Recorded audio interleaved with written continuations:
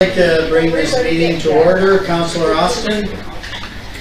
Thank you, Mayor French. Moved by Katie Austin, seconded by Perry Ritchie, that the regular meeting of the Council of the Township of Springwater of January 20th, 2016 come to order at 6:30 p.m. All those in favor?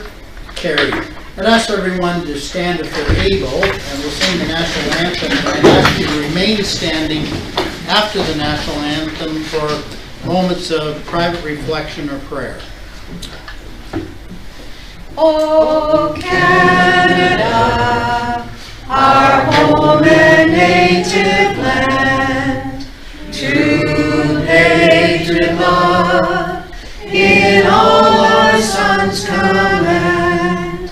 With glowing hearts we see thee rise, the true north, strong and free. From far and wide, O Canada, we stand on guard for thee. God keep our land glorious and free. O Canada, we stand on guard for thee. O Canada, we stand on guard for thee.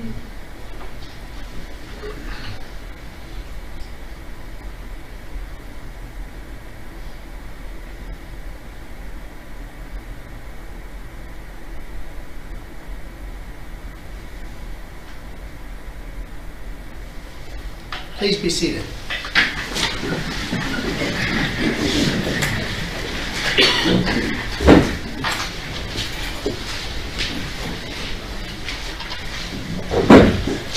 Does anyone on council have any declaration of pecuniary interest in any of the matters that we'll be dealing with this evening?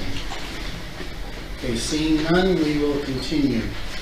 And I'd invite Member of Parliament, Alex Nuttall, to come forward to address basically the council and also obviously the residents that are present here. Welcome, Alex. And before I let you start, people are watching our broadcast at home. We do stream our council meetings live, and so we're at 5.2 on the agenda if you're following the agenda. And with that, I will turn it over to Mr. Nuttall. Thank you, Your Worship, members of council. Great to see so many friends, and some I haven't seen in a while, as well as township staff and members of the public. Certainly appreciate you having us here this evening, and this is obviously part of a ongoing relationship that we hope to grow over the next 4 years and ensure that we as an office and myself as your Member of Parliament are working closely with you to ensure that we're moving the area forward. And I almost said next slide, but I'm holding it. So I just wanted to give you a couple of items we're going to be talking about over the next 10 minutes. I want to introduce you to your team. Our constituency office services will be brought to you by Laura Tattersall, who's here with me this evening. My commitment to you as your Member of Parliament, my role as a Member of Parliament, items of concern that I'm seeing moving forward, and obviously our level of accountability to both you as a council and a municipal partner, as well as members of the public. So your team, this is a picture from our swearing in on November 26th in Ottawa, and Laura Tattersall, who I already mentioned, is beside me, formerly with The Source, managed a team of about 20 store managers throughout the country. We have Matthew Kelman, who's with us as well. Matt previously worked in Kelly Leach's office, your former MP, as well as in John Carmichael's office in Toronto. We have Naomi Mueller, who previously worked in Patrick Brown's office. Emrys Grafe is not with us. He's actually in the Ottawa office, but he was with me last time I was here for the volunteer awards. And Dion AY, who's a part-timer there and working on our outreach to the riding. We also have Keith Strawn, who's going to be working on a contractual basis on casework grants and RFPs, which is something I know Mayor French is very interested in, and we'll get into that this evening. So I'm just going to ask Laura now to come over and give an overview for the public and also for yourselves of what we actually do at our local constituency office. Okay, great. Thank you very much for having us. So as Alex mentioned, my name is Laura Tattersall. I am the constituency manager and executive assistant that we have here at our Barrie Springwater Oro-Medonte constituency office. I wanted to chat with you quickly just about some of the services that our constituency office provides. So passport review and assistance is something that we provide at our office. There are many different types of applications, 3 to be exact, general, adult, as well as child applications through Passport Canada. And with that being said, there can be many marginal errors that can be made. So what we will do for you is ensure that all the information on the form is filled out correctly and review the application directly with any constituents or residents that are looking to fulfill their applications. We then submit it to Passport Canada for processing. It's approximately a 20-day turnaround, and that is on our own postage, so that is an additional bonus to submitting it through our office. In addition, submitting it through our office, if there's any errors that were made, you will receive a direct call directly from Passport Canada. However, if you submit it independently, your whole application is submitted back to your house, so this is an added bonus to going through our office. And we also will be offering passport clinics designed to help hundreds of constituents in one single day. That also is offering our services outside of the traditional Monday to Friday. We'll be able to capture some people that can't make it to the office during the week and do it on the weekend. So we will be having one just around the corner. It'll be at the Bayfield Mall in Barrie next Saturday, if any of you are interested. In addition to this, we also provide casework support to any constituents that have need support with federal government services. So for example, if a constituent is having an issue with one of the services provided above, they can come to our office and sit down with one of our caseworkers. We'll gather the information from them and make an inquiry on their behalf so that we can perhaps give them an update or help advance the item. Some of the services we assist with are CIC, Canadian Citizenship, Immigration Canada, Canada Revenue Agency, Employment Insurance, Social Development Canada, Passport Canada, and Service Canada. So these are just some of the services that we have. We are located at 48 Alliance in Barrie, Unit 104. If you ever have a concern, question, or need help with one of these services, feel free to swing by. And also you can follow us on Facebook, MP Alex Medal, to see other services that we'll be providing, as well as items in the community as well. Thank you. I'll just have you pause just for a second. I see some people come in. There's lots of seats up front here. Please come forward. It's kind of like going to church on Sunday. Everybody sits in the back pews first. Come forward. Anyway, carry on. Thank you. Thank you, Your Worship, and thank you, Laura, for that. So I wanted to go over a little bit of what my commitment is to you. I think that the first little while is as we get to work together in a new capacity, a different capacity than when I was a city councilor and working with you from that table.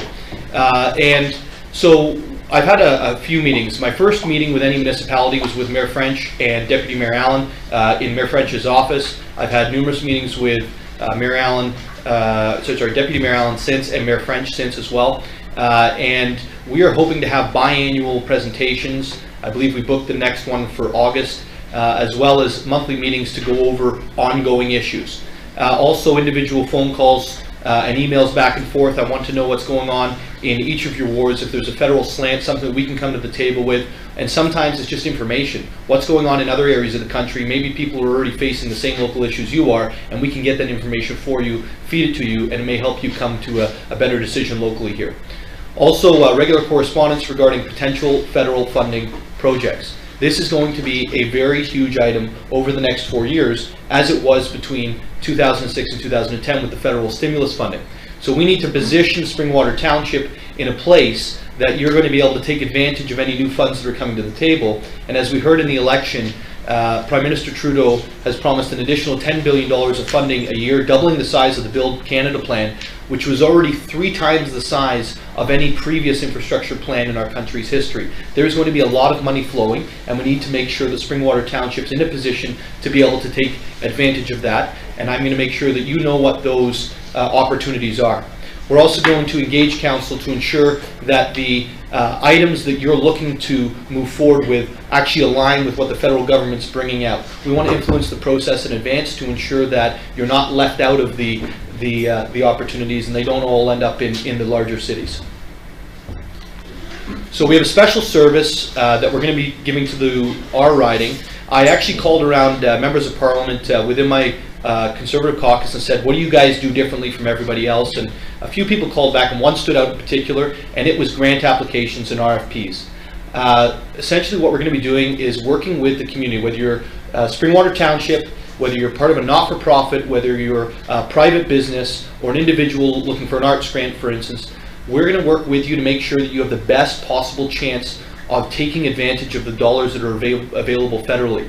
And so Keith Strong will be doing it on a case-by-case basis within our office. He does not work for us full-time. And what we're going to be doing is doing seminars to show people how to properly write grants, as well as after they're written, you can drop them in our office, we'll go over them, make any critiques that need to be made, or maybe they're perfect as is, and then pair an MP letter, support letter with it, and then that gets sent into the federal government, and we can track it from there to ensure we get the best possible turnaround. Our goal is simple. It's to deliver more federal funds to this riding than ever before. I think it's something that I heard loud and clear from you, Mayor French, and others in the past, was that we need Springwater Township to be able to take advantage of some of the federal funds. There's obviously a lot of tax dollars generated in this community, and we obviously want to see more tax dollars coming back to this community. So our commitment to the community, because there's so many here tonight, and I was told this would happen, is through newsletters and householders that will be sent out to both inform the public of what issues are current, but also to find out what the public and what members of council believe on certain issues that we're facing. There will be surveys involved with those, and we ask that you send them back to us. It's actually free postage when you send them back to us, so there's no cost to you, and I think it helps our government do a better job represent the people that we're supposed to. We'll also be doing town hall meetings throughout the riding. Each part of the riding in terms of municipality is different. Even within your own municipality, there are different areas. Some are urban, some are very rural, some are in between. And we want to make sure we're capturing all of that and we're not representing one part of the riding over another. So my role as a member of Parliament, you've heard most of tonight, working on behalf of the community and communicating both on the ground and in Ottawa. If I could define it very simply, my job is to represent Barrie, Springwater, Oro-Medonte to Ottawa, not the other way around. I was given a critic portfolio within the shadow cabinet. So the official opposition has people that are in charge of certain portfolios to hold the government to account. I was asked to take on federal economic development, which is very important to our local area, our region, not just Barrie, not just Springwater and Oro-Medonte, but our entire region.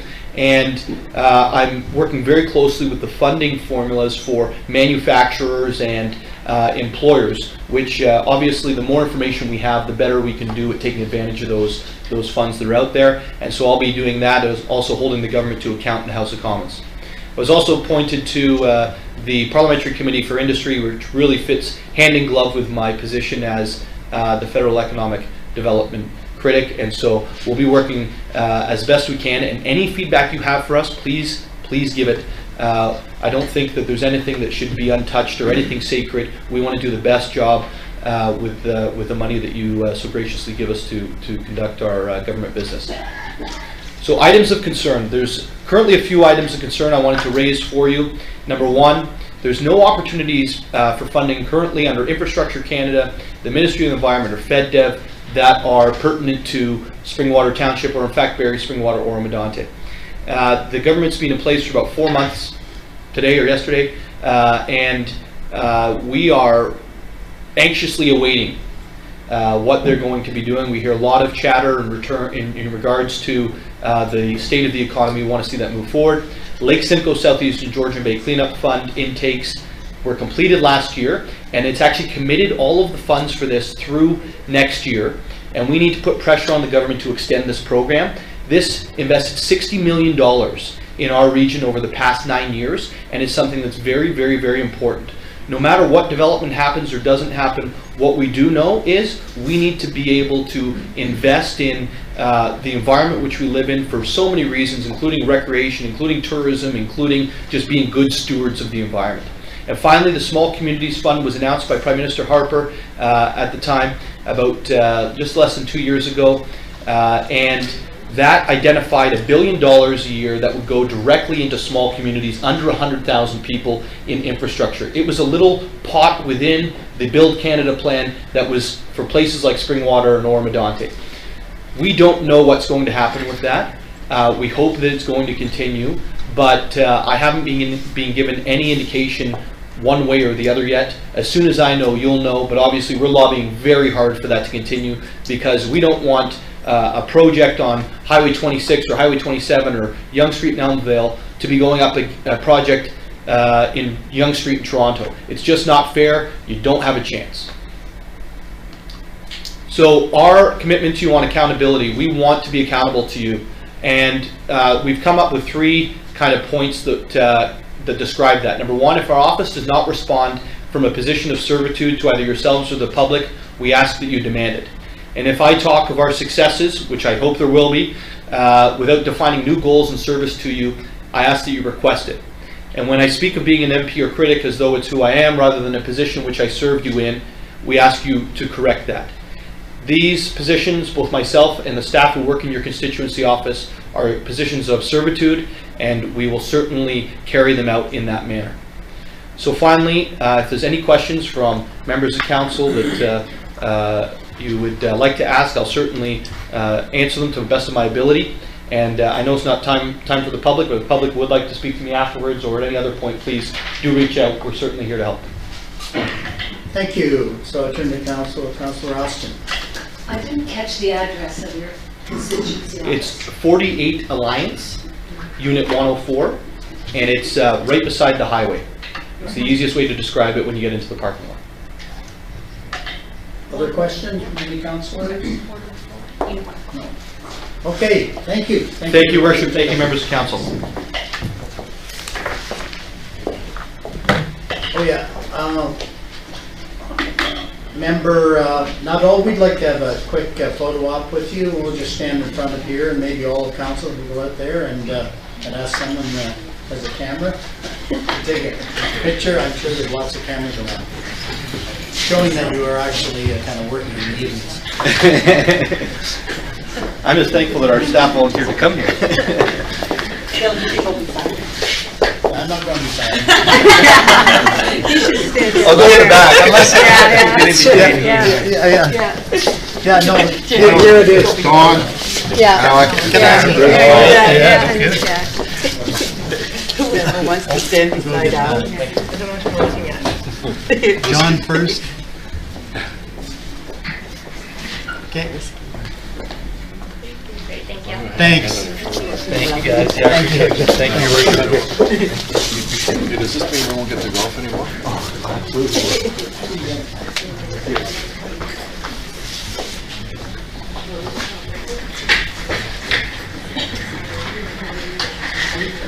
Okay, moving on.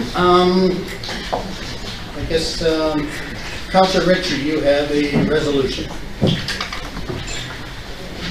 Thank you, Mayor French. Moved by Terry Ritchie, second by Katie Austin, with the delegation from Alec Nuttall, MP, Barrie, Springwater, Ormo, Dottie, to receive. All those in favor? Carried. Okay, next up is the minutes. Does anybody have any comments or corrections on the minutes of the January 6th council meeting before I call to the resolution? Okay, seeing none, Deputy Mayor Allen. Moved by Allen, seconded by Ritchie, that the minutes of the Township of Springwater regular council meeting held on January 6, 2016 be approved as presented. All those in favor? Carried. Okay, now we have question period. And I know there's 2 important items on the agenda tonight. I wouldn't mind having some other questions of other matters, because we've had a number of kind of meetings and that on some of the other situations, but let's see where it goes. We have about 10 minutes, and you can take 2 minutes. In other words, you can qualify your question, but please get to a question if you're going to ask a question.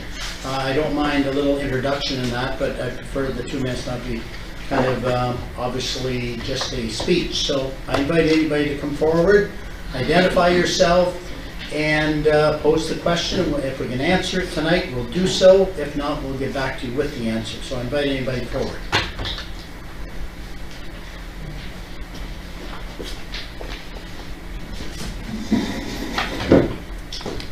Hello, my name is Barb Kucher and I live at 10 Bridle Trail, Midhurst, Ontario. Pull the microphone down a bit. Okay. Mr. Mayor, In the 6-year capital plan, where is the funding for the sports, wellness, and funding of community centers, in particular Midhurst? We are having a separate meeting on the 6-year capital plan because we started down that road and we didn't really get very far. So if you look, I think it's in February 17th, we're actually spending the entire time on the budget because it really does not impact the 2016 budget. We're dealing with that tonight. We separated the two, and I think going forward you'll see them separated because one is a longer term vision. So that's going to be the discussion, and hopefully those items are put in there as appropriate. Okay, thank you. Thank you.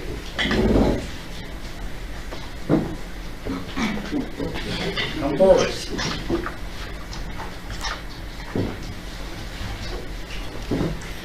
Thank you.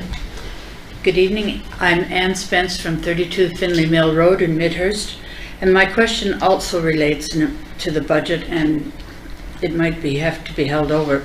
But I believe $150,000 in development charges has been collected for Midhurst from the developers. Can this be put towards clearing the land on Spence Avenue so that hopefully one day soon we'll have a community hall? I hope you have directed that request to your counselor, because our counselors have been very good at bringing these subjects up at our budget meetings. So are we going to commit to that? If our counselor wants to respond, I will allow him. I think that we'll have to have this discussion at another day, but I believe that $150,000 is there. I know there's some other things we've talked about that may happen that may not affect that area of the township. I'm not saying that's not in Midhurst, but that particular location you're speaking of, there may be an indication. I've heard that maybe some other land is available. Okay, I would also add Actually, and I just want to help yes? on that answer too. Remember, we are waiting, and it's been delayed a little bit. We're waiting for our master recreation plan, because we want to see what's in there that we support and then kind of come up with our own recommendations. So we have been holding back a little bit till we have the final report, and we were expecting that. I think maybe we turn to CIO Brindley. When do we expect that? Mr. Mayor, early February. Okay, sorry, back to you. Well, the main thing being that I would like to make sure that's in your report, and yes, we do have a community hall now, but it cannot be brought up to date to meet the requirements for 2020. I realize we're not the only ones in this boat, but we are concerned. We have no place to meet for anything unless we go to a church. The museum is reluctant to rent to us. So I look forward to hearing from you. Yeah. As a matter of fact, just as a further comment, I know in the report, it does comment on the accessibility of the halls and the challenges we have. So that is being addressed. Okay, thank you. Anyone else like to come forward? Mayor French, I have something I wish to speak about here, but it's also addressed later on the agenda in regards to signage. Let's see where we go in the 2 minutes. Very good. And please give me your name, Amanda. Jim Nightingale, 11 Waddy Road. I've lived there for 40 years with my family. Kids have returned to Midhurst in separate locations as well. Mention that only because we're quite proud of being Midhurst residents. And I have a concern about the Pioneer Cairn. I have a question, but a little background to it. The Simcoe County Historical Association erected that cairn at the corner of Finley Mill Road and Waddy Road so many years ago. I can't find anyone who can give me the exact date. I can. It was, can you? I'm the only one living from it. And the Maybe you date? can have a side conversation later. You don't have it with you, okay. I maybe look forward to hearing from you. I know it's been there since I've been there, and that's over 40 years.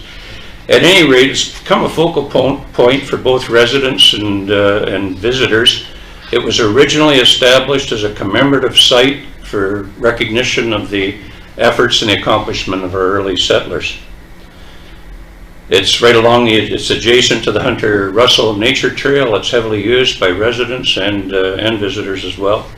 A very scenic little route along that. To get to my 2 minutes is probably coming. I can sense that it's coming up.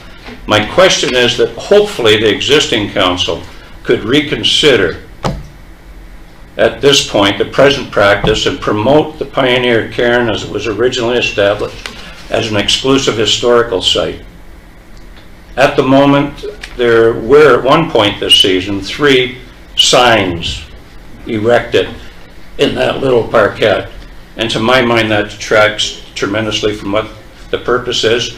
Springwater Township has erected very tasteful blue and white signs welcoming people into that. I've had lots of feedback from visitors saying just, you know, it gave them a nice warm feeling, welcoming, a sign of perhaps a little affluence on the part of the people living in that community. This detracts from it terribly in my mind, and I would like that to be readdressed. Okay, thank you. Councilman Conkey. I'd just like to speak to that because I am on the Heritage Society, and I'm glad that you came forward. And I'd be willing, if you wanted to speak after that, if you came and onto one of our agendas and you spoke to that, because that might be worth designation of a heritage site. Yes, and your next meeting is not until April. I've been in touch with Mark Fisher. Oh, no, you're not Mark Fisher. It would be Greg Stewart or Karen, or through our deputy clerk. Is Mark Fisher not the president of the Historical Association? We're not historic, we're heritage. Heritage, so I'm sorry, I missed that. It's a historical site, so I would like to tie it with our heritage. I'll follow up with you. Provide further protection. I will follow up with you. Thanks very much. Yeah, that's a very good suggestion. I was going to suggest you address, and you can request a deputation to the Heritage Committee at their meeting, so they become aware, and then we get a report back to council, and we can better understand the impact of signage. And yes, we are dealing with part of it tonight on the agenda, but thank you. And probably have time for one more question if anybody has it.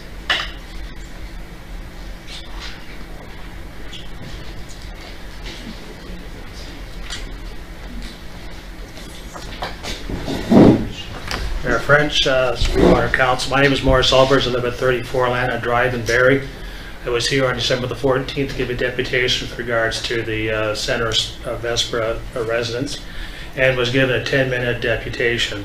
I guess I just want to qualify and have nothing against Mr. Nuttall and his group, but today he prefaced his talk that he had 10 minutes to give a deputation. It certainly was a lot longer than 10 minutes. He certainly wasn't cut off at the knees like I was. It's past 10 minutes. I was cut off at 10 minutes. I just wanted to raise that point. There were 5 delegations and deputations the night you came here, and 2 lengthy presentations that we had requested. Mayor French, if you say 10 minutes, it's 10 minutes. That's the only point I want to raise. Okay, thank you.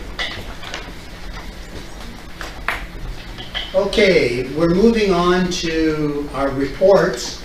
And the first report you're following this is 8.1. And I want to make an opening statement tonight because I think there's a couple things here that maybe need to be addressed.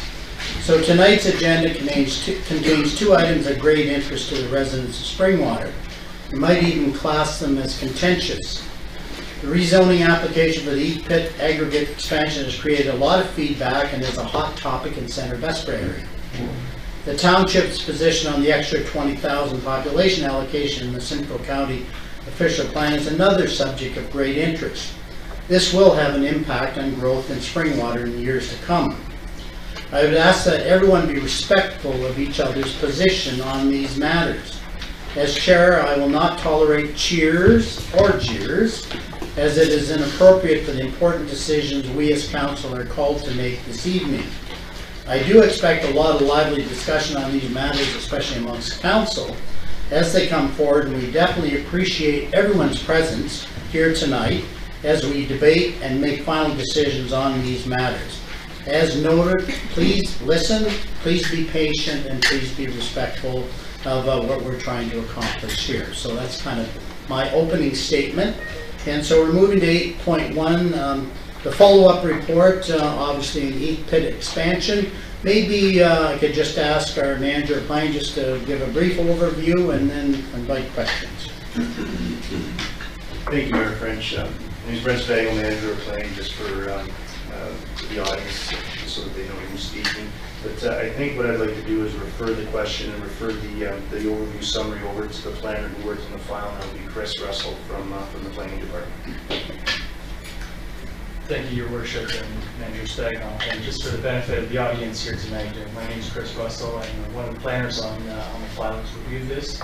And just for basically a summary of Council's past resolution, Council will recall at its meeting on December 14, 2015, staff were asked to obtain updated comments from the various commenting agencies, along with clarification from the M&R with respect to a combined extraction limit of 300,000 tons per year across both properties. Council also requested that an updated traffic impact analysis be submitted by the applicant and be reviewed by the County of Simcoe. Staff can report back tonight that the township has received updated comments from the Nottawasaga Valley Conservation Authority as well as the school board, both indicating no objections to the proposed rezoning application, subject to the holding conditions that staff has suggested. Further, the applicants have submitted a revised traffic study, which was forwarded on to the County of Simcoe for review and comment. Staff note that at this time, the county has now provided updated comments indicating they are satisfied with the findings of the traffic study and have no objection to the proposed rezoning, again subject to the conditions requested or proposed by township staff. Staff have also received confirmation from the M&R indicating that the M&R has no issue with implementing a combined tonnage limit of 300,000 tons per year across both properties. And in fact, they have confirmed that this approach was taken previously for the priest pit up in Floss.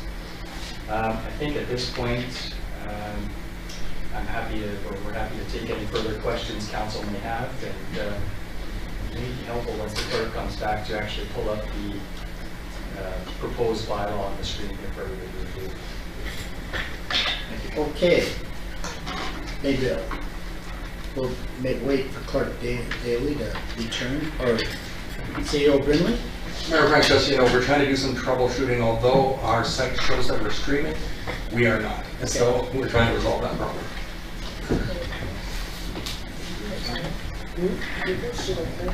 Just pull it from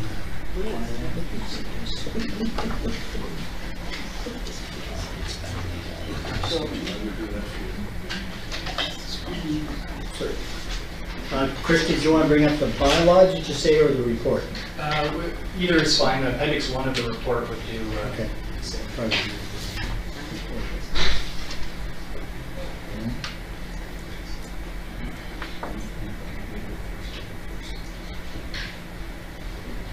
Okay, I open the floor at council. Here are the questions. Councillor Austin. Yes, through you, Deputy Mayor French. Going back to the December 14th, 2015 staff report, page 8 about the EPIC. Staff comment number 3 said, no truck traffic should be permitted to enter the core area of Centre Vespra, that is north of Sunnydale Road or east of Berry Hill Road, unless necessary to fulfill a contract located within the settlement area. So that seems to be contradictory to something that I've read, like in the recent Tatum traffic review. It says that there will be no restrictions for single unit dump trucks. They can go either eastbound or westbound on County Road 40. So can you explain the difference between those two? That's correct. Through you, Mayor French. We received confirmation from the County of Simcoe on how the traffic movements would work at that intersection. Any truck with a trailer would be required to make a westbound turn and head out towards George Johnson. Single dump trucks could still make both turn movements, eastbound and westbound. As far as heading north on Berry Hill Road, that is Township Road, and the township would have control over what would be used as a haul route there. Sorry, excuse me. I think that's all I have to say on that. Thank you. Other questions? Councilor Hammond. Thank you, Mayor French. I don't have a question, but just an observation, and I'm trying to justify the reasoning for my decision tonight. And I guess it comes from the fact that we receive our information from our staff who represent the corporation, from the planner who represents the speculator who's bought this land and wants to expand another pit, and of course from our residents who are going to be impacted. And all three will be impacted regardless of our decision. I guess what I'm trying to determine is who will be impacted the most, and I guess how I see it is that the speculator, if you like, has bought this land, and if the pit does not go forward, it'll be one less hole in the ground, but the speculator or the landowner will still own that land. If the pit does go forward, it'll impact a lot of residents who live in the area, and they're concerned about the impact on the property values. They're concerned about the safety and the traffic, the noise, the concerns that it may impact the well water if they happen to break through into the aquifer. So there's a number of issues that we have to consider. For me, I have to make a justifiable decision, and I'm basing my decision on those comments I've made and on the information we received. And I think I'm on the record as always being supportive of the people who elected us to represent them. And so that's the direction I'm leaning tonight based on the comments I've seen from the rest of the people at this table. Thank you. Councilor McConkey. Well, I would like to thank all of you for attending this evening, and I'd like to thank you for all of your questions. And I guess I'm on the record of having friends in the gravel pit industry. I'm on the record of having friends in Centre Westbrook. This is a very difficult decision for me. So I have to remove from everything, and I am a policy person. So when I read all of your questions, I had to take them all and I had to look at them and say, is there a gap in the policy? Can we fight this somehow? Can I get my planners to stand up to it? How many planners have reviewed this? So I would just like to, because I know all of you haven't had time to review the report, and I've tried to accumulate the key questions, and I would like to ask staff these key questions, and I'd like everyone to understand them. And these are the key questions that I have. Why do you feel this property, staff, is suitable for being redefined from agriculture when we're trying to protect farmland? That's a major concern, and I've been brought that by residents. Thank you. Through your worship, there's actually a number of factors here that are contributing to staff's decision. Speak up. I'm sure others are having trouble hearing you. Let me try here. There are a number of issues that are considerations for redesignating this from an agricultural and environmentally protected zone to extractive industrial. The first and foremost would be that the property is actually currently undersized for an agricultural lot. We in the township require 86 acres for the minimum size for a new agricultural operation. In this case, the lot is about 50 acres in size. Of those 50 acres, approximately half of it is treed and not being farmed anyways. And thirdly, and probably most importantly, is the soil class of those lands is actually considered class 5 to 7 soil, which is a lower quality soil. Would not be considered prime agricultural lands under the definition. The pit is located in an area that is designated for high aggregate potential, so there is material there. And as such, the removal of 25 acres of lower quality agricultural land in an area intended for agricultural or aggregate extraction, is deemed sufficient justification. I just want to point out that it's important to note that aggregate operations are viewed by the Ontario Municipal Board as a temporary land use. Once the material has been extracted, whether that's 10, 15, 20 years from now, the lands are required to be rehabilitated back to a natural state. So it is a long planning horizon, but eventually these lands would go back to a naturalized state. I hope that answers your question. Thank you. Carry on. I'd like to also understand, is it in the community settlement boundary? Because there was some misconception that when we looked at a map, some people felt it was in the settlement boundary. Through your worship, the subject lands are located just outside of the settlement area of Centre Westbrook. Do you want to continue, Councilor McConkey? Yes. Is it classified as high aggregate potential on our official plan? Through your worship, that is correct, yes. Traffic safety. Residents have major concerns on traffic. What traffic improvements are being made to ensure the safety of the residents, and who is accountable for the road safety? Thank you, through your worship. If the proposal is approved here tonight with the holding provisions staff have proposed, the County of Simcoe is requiring that a number of intersection improvements take place at Sunnydale Road and Berry Hill Road. These include the a widening of the southwest corner, including a compound radius of 16 meters over 110 meters and a gravel shoulder.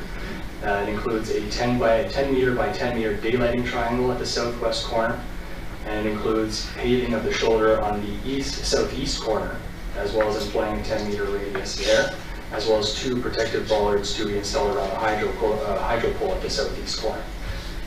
Yorkwood would be responsible for the north half of the intersection improvements on that.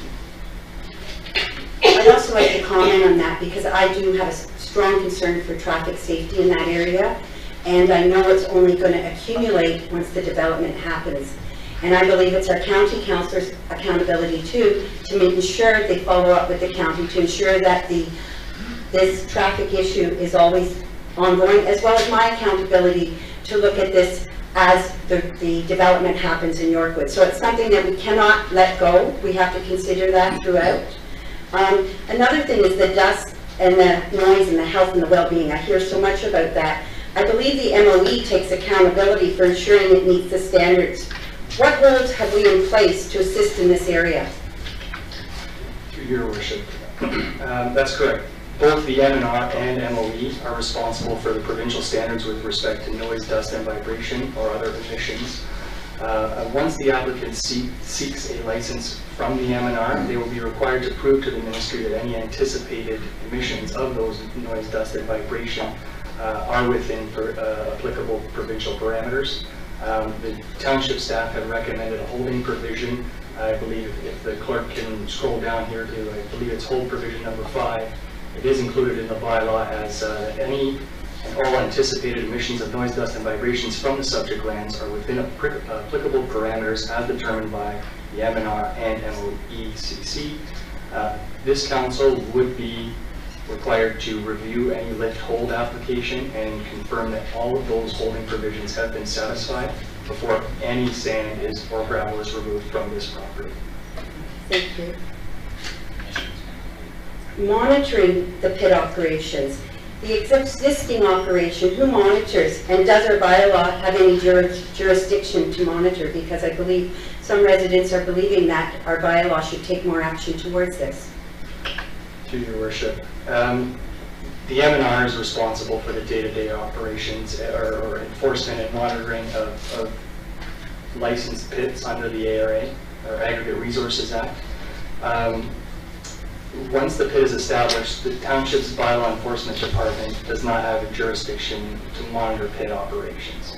And I would suggest that it may not be appropriate for our one bylaw officer to be investigating pit operations as well, whereas the MNR is trained and funded to do so. However, this is not to say that the township does not have control over any of the pit operations. In fact, any of those site-specific and holding provisions that we've discussed so far would be and must be complied with irrespective of the ARA process. So they must comply with anything that goes into that hold provision, and they must comply with that to the satisfaction of this council, the NVCA, the County of Simcoe, before any lift hold could take place. Has the MOE received any complaints on the material being shipped in or out, and have they allowed to ship material? Are they allowed to ship material in? Because I've also seen that from the public. Thank you. Through you, Your Worship. I spoke with Greg Atron at the MOE today. They've gone back about 20 years for the existing pit and have noted that there have been no complaints on file for that operation. The township has done the same, and we have no complaints registered for this file. As far as material being shipped in, generally what happens is as overburden is stripped away, it's stored on site, and this material is used to rebuild the slope. So you can imagine as a pit descends, there's a pit wall, that gets rehabilitated to a 3-to-1 slope. Sometimes they don't have enough overburden left on the site to rebuild those to 3-to-1. So the M&R allows for, in most cases, the importation of clean fill for slope reconstruction. And that's the only case where this would be allowed to bring infill on the site. Thank you. Is that your question? No, I got more, because there was many, like you say, this is an important topic, and we have to make sure that we have safeguarded through policy the residents of this area. So what safeguards are in place to ensure clean gravel, and what is the process if the residents feel otherwise? The applicant has done the testing of the soil. Why would he and not another authority?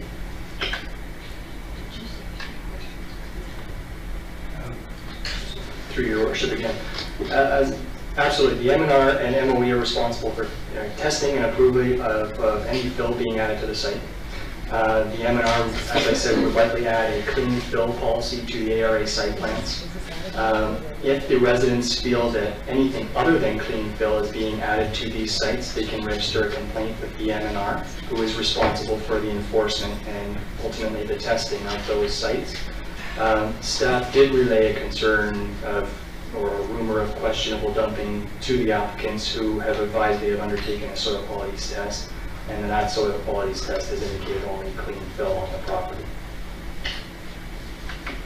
A very wide concern is, how do we know our wells will be protected? There's many wells in Stonegate, and that's a concern. Can you answer that? Thank you, Your Worship. Again, I'm not a wells expert, but in this case, the number of professionals and reviewers who have looked at this, there has been no concern related to wells quality and quantity. They are not proposing to extract below the water table. As such, they're only removing dry sand and gravel from this property. There's no potential for water drawdown, as the water table is not being touched or any water being pumped out in any way. As far as we're concerned, there shouldn't be an impact to wells. To sort of solidify that, the Conservation Authority has requested a hold provision to be included in this, and I believe it's number 4 on that list. I can't remember off the top of my head. But basically they're asking for a groundwater monitoring station to be located on site, so if there is an issue, we know about it on site first before it ever reaches any off-site wells.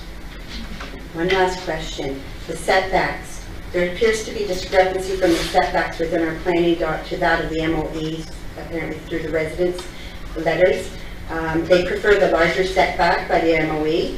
Why did we not look at, say, 1,000 feet setback? Through you, Your Worship. The MOE sets out D guidelines or D series guidelines for areas of influence around industrial operations. The MOE is responsible for enforcing these or providing comment. They will do so through the M&R process. They will be circulated once the applicant seeks an M&R license. M&R will circulate to MOE, who has the ability to provide comment whether their D series guidelines are being administered or not.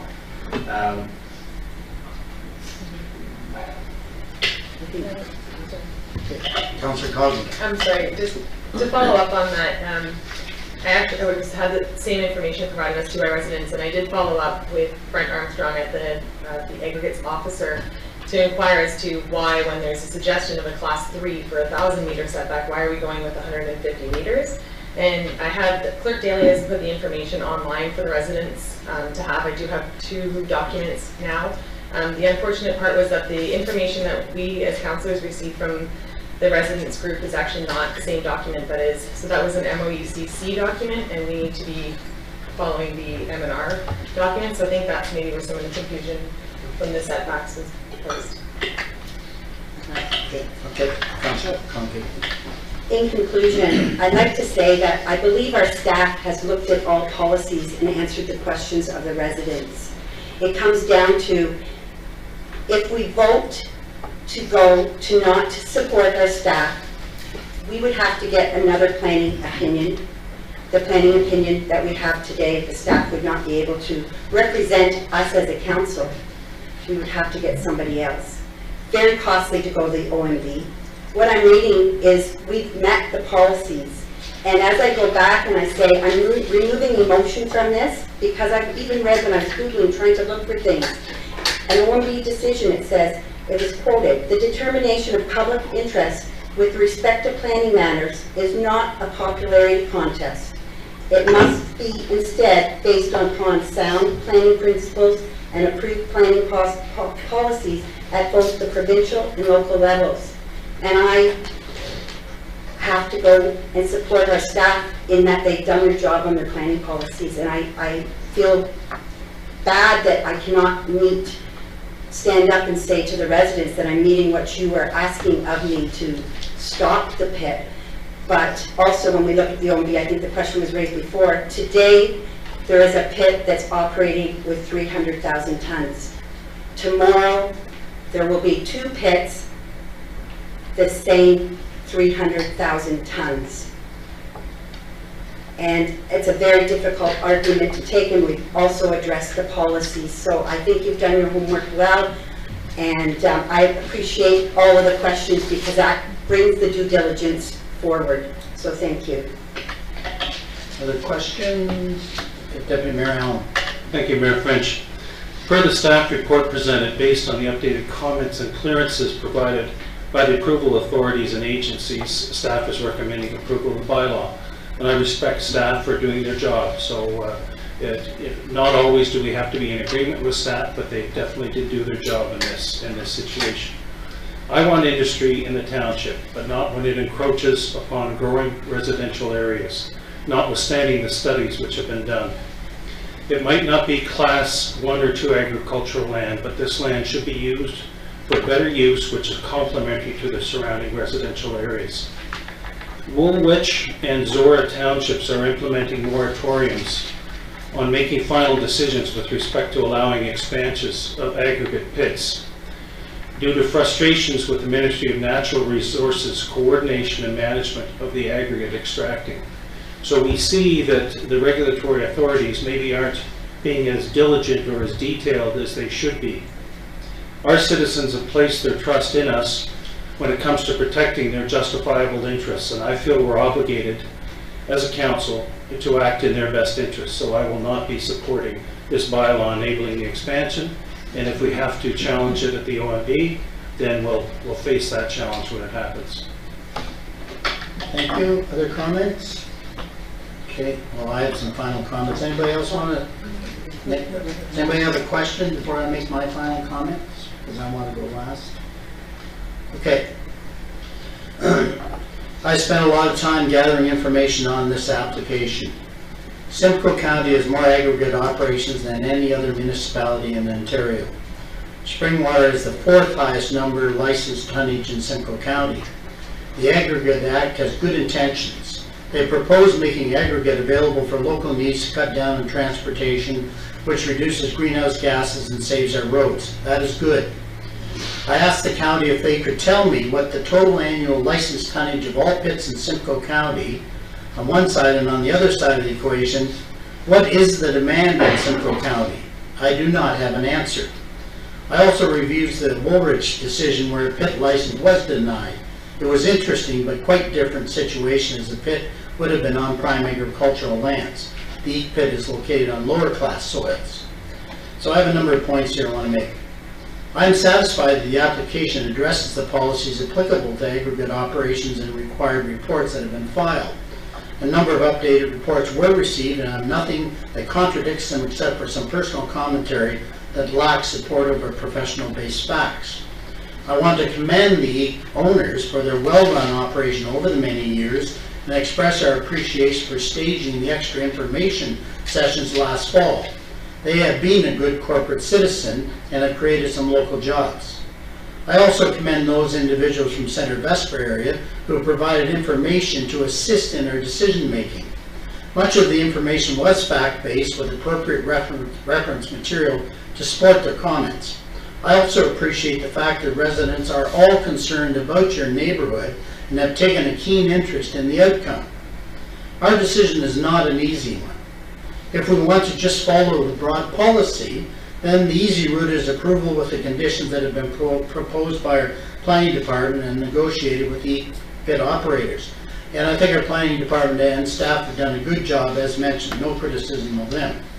However, as a council, I think we have a much higher calling. In our decision making, we need to decide if the policy is appropriate for this particular application. We must weigh all factors, and some are subjective. Good policies are created by situations such as this application. It causes us to ponder the situation from a much higher level. As a council, we are accountable to the citizens in hopes that we create a greater good for all. So what is the greater good? Do we allow an application to be approved that creates a new pit and extends the impact of the community for another 20 or so years? Remember, pits are considered temporary use, as mentioned by our planner.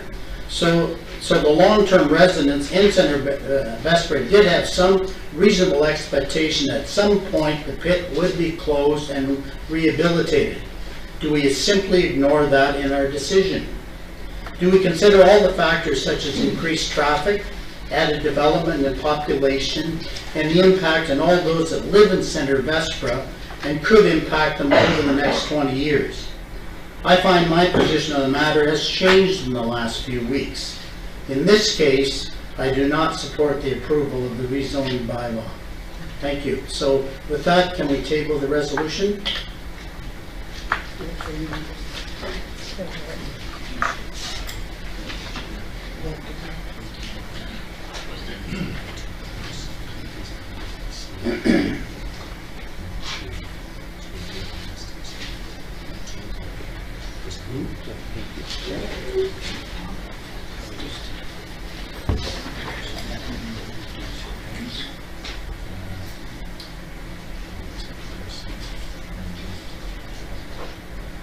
Okay. Right. With the advice of the clerk, we're going to break this into two resolutions. One, we're going to accept the report because the report is a report, and then the second resolution will actually deal with the approval of the bylaw itself. Is that correct? Okay. With that in mind, Councillor McConkey, you have both resolutions. Moved by McConkey, second by Councillor Coghlan, that the follow-up report from the planner regarding ZB 2012-002 dated January 20th, 2016 be received. All those in favor? Carry. Okay, now for the second resolution. That a draft bylaw to amend zoning bylaw 5000 and establish a holding provision to permit the future extraction of aggregate resources from the subject lands be presented to council for approval on January 20th, 2016. Councillor, or Deputy Mayor Allen. Thank you, Mayor French. Could I request a recorded vote on this? Yes.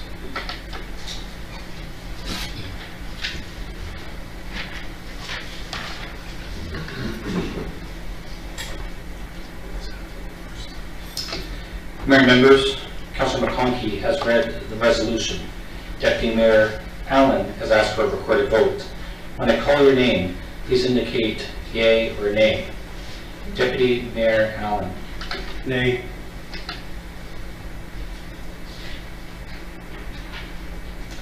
Councillor Hanna. Nay. Councillor McConkey. Yay. Councillor Coghlan. Yay. Councillor Ritchie. Yay. Councillor Austin. Nay. Mayor French. Nay. 3 in support, 4 opposed. Motion passes. The motion is defeated.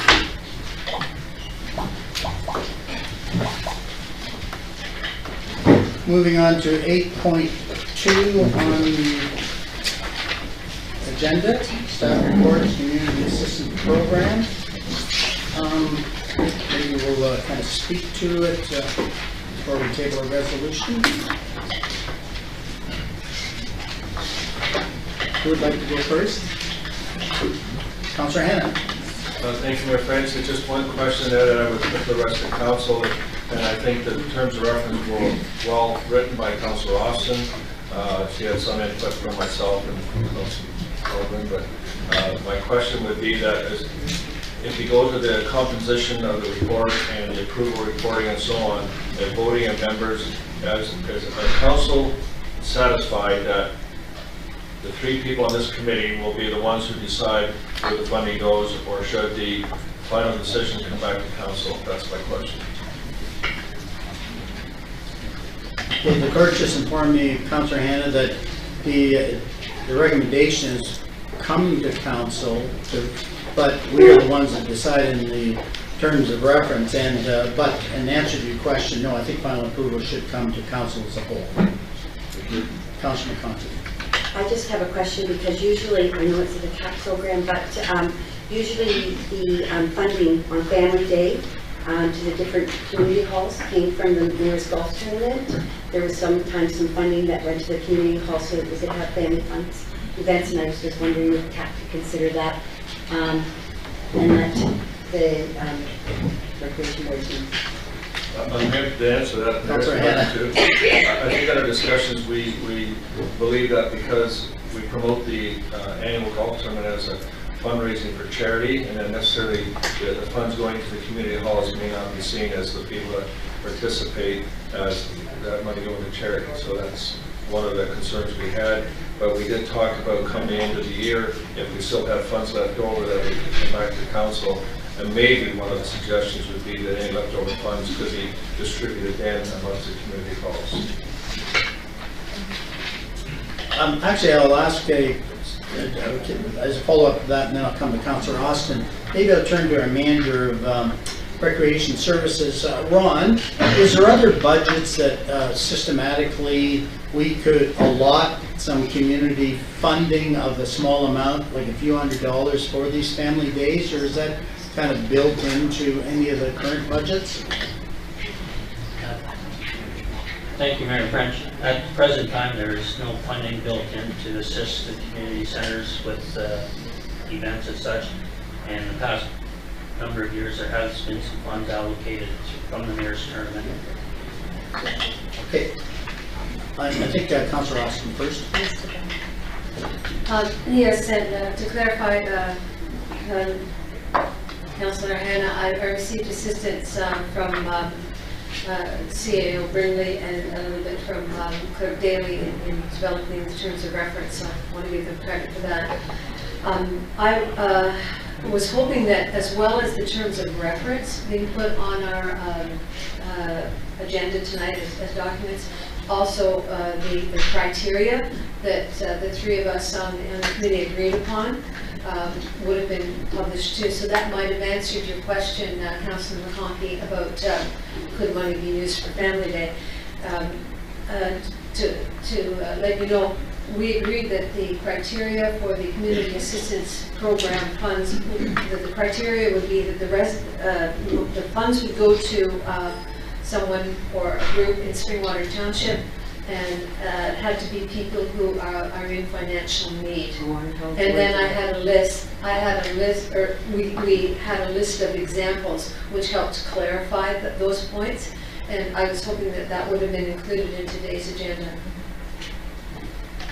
Maybe just as a part of the clarification on that, and I throw it to the committee. Now, I think we may have to have a transition year, if you want to call it that, Councillor Cochran. And to speak to that too, I think that because this council is currently working with a hall board procedure, like a bylaw or a policy, that's going to help us as a council relieve some of the strain on our hall boards for replacing windows and toilets, and allow them to focus more on fundraising. I think by us taking on more of that, any fundraising that they do, it would be easier for them to keep it for things. Or, sorry, what I'm saying is that Councillor McConkie asked if we can give money to the hall boards for their fund, like for their family fun day. Well, by us as a council in a separate initiative, taking on more responsibility on the maintenance and capital costs of the hall boards, we're alleviating that so that they then can reinvest that into their own communities for their events. Do you have a comment, Councillor Austin? Yes, I think in discussion with Councillor Hanna previous to this meeting, he mentioned it today. He was wondering though how the rest of the council feels about, because according to the terms of reference, the council has appointed 3 members on the community.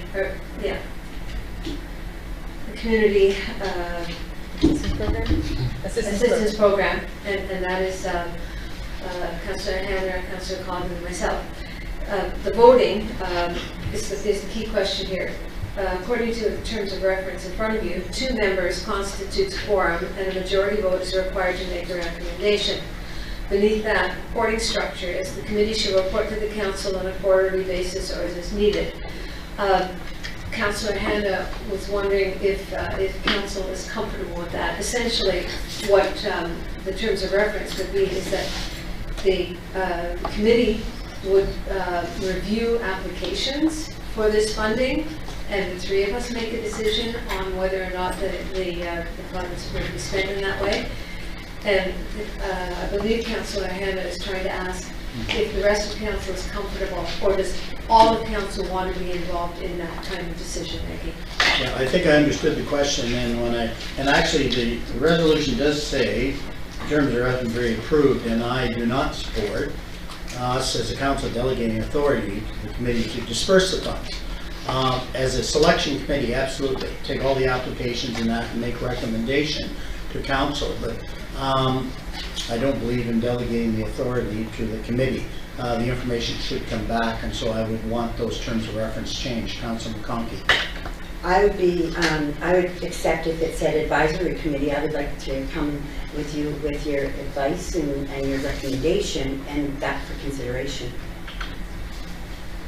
Okay, is there any other feedback? Because maybe, would it be appropriate to maybe refer this back to the committee and kind of tidy it up and come with some revisions? Would you like to do that? Councilman Coughlin? I think myself, I understood the intent of the committee. That was our hope. That was our plan, was for it to be communicated in a way that we make a recommendation, it comes to council for approval. Okay. End of statement. So if there's any misunderstandings in that terms of reference, I apologize, but that was always the direction of the committee. Yeah. It's just that it does say authority, says council delegates authority to the committee, so it means that you're on your own. So, yeah, do you want to go away? And also, I would recommend, because we're in a transitional year, and I don't want to see us changing the 2016 budget, there would be consideration in the transition year for some of this family day funding, those small amounts of money that did come out of the golf tournament in the past, just for this year only. So could I suggest that the committee go away and consider that and come back with suggestions? So can we refer this back to the committee? Whoever has the resolution? Works for me, sir. Okay, Councillor Coughlin.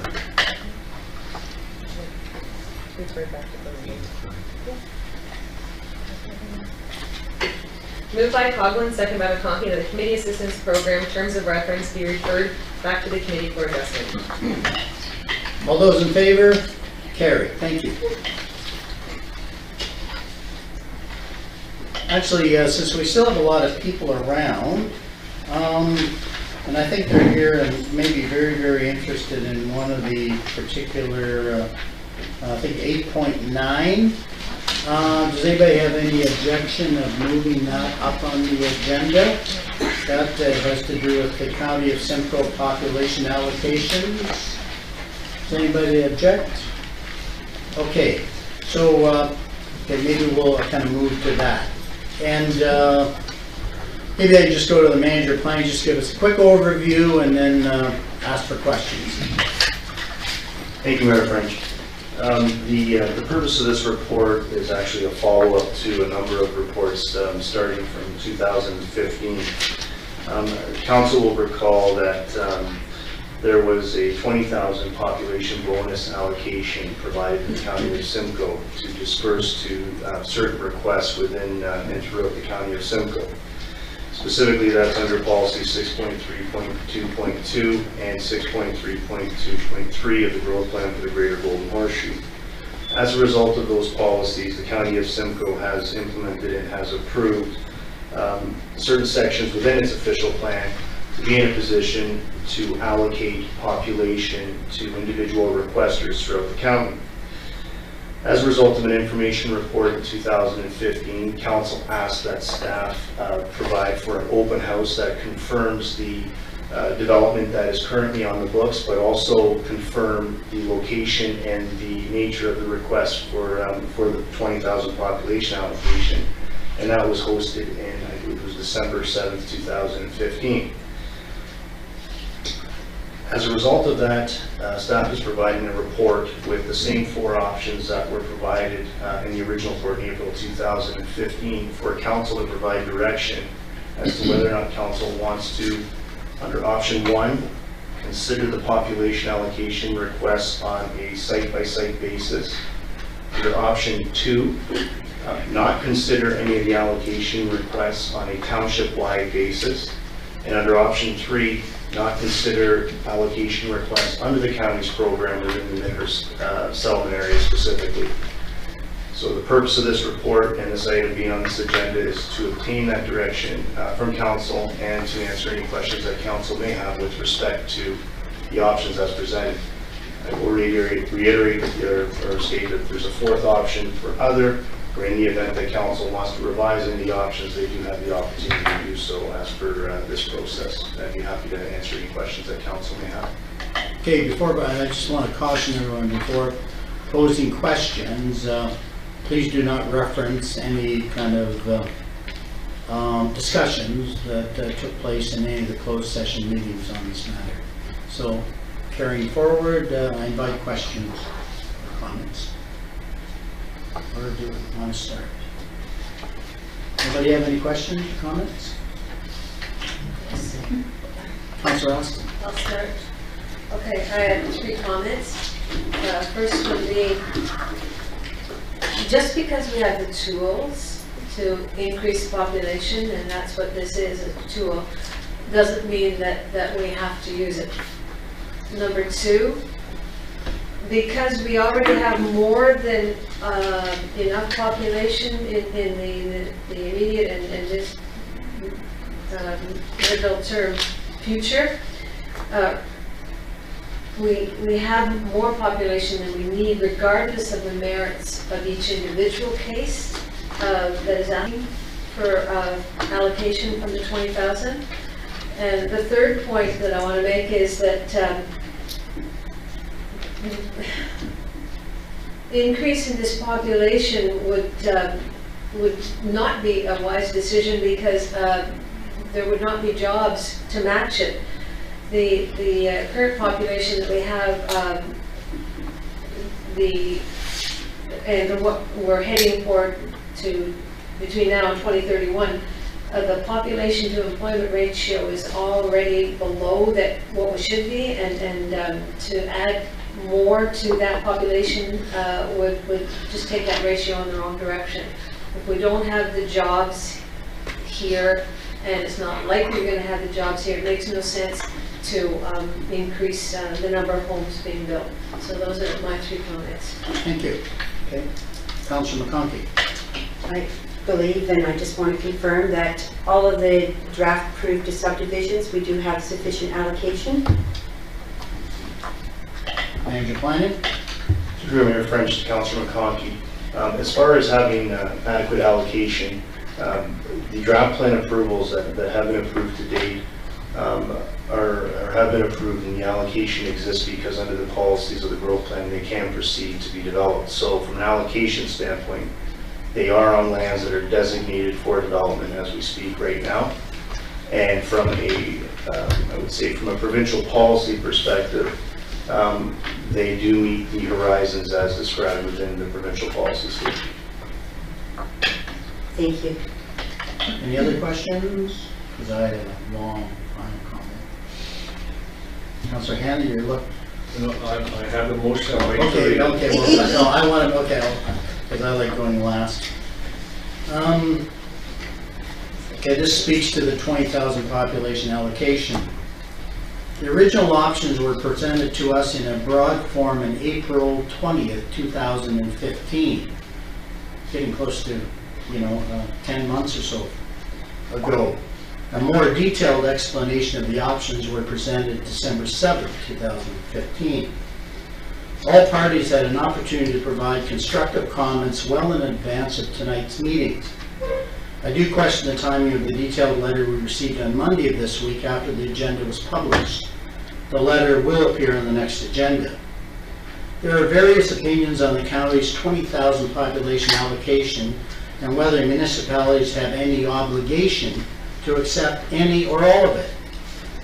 If it was mandatory, would it not make sense to limit the allocation on the basis of percentage relative to the municipality's percentage of the county's total population? If we agree that currently Springwater accounts for roughly 4% of the county's population, would it not make sense to limit total allocation to roughly 800 extra people, about 375 homes, or 300, probably not even that many, about 250 homes, from the total allocation of 20,000?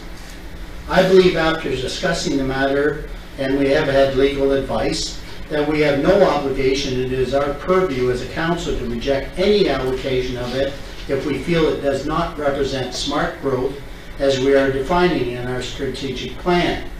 To me, any allocation is not smart growth. Let's look at some facts. Fact 1, the places to grow, Schedule 7, after 2 growth management studies and 2 amendments to the growth, to the places to grow, allocated approximately growth of 6,500 people from 2011 to 2031, which represents the constant compounded growth that has been experienced in recent years.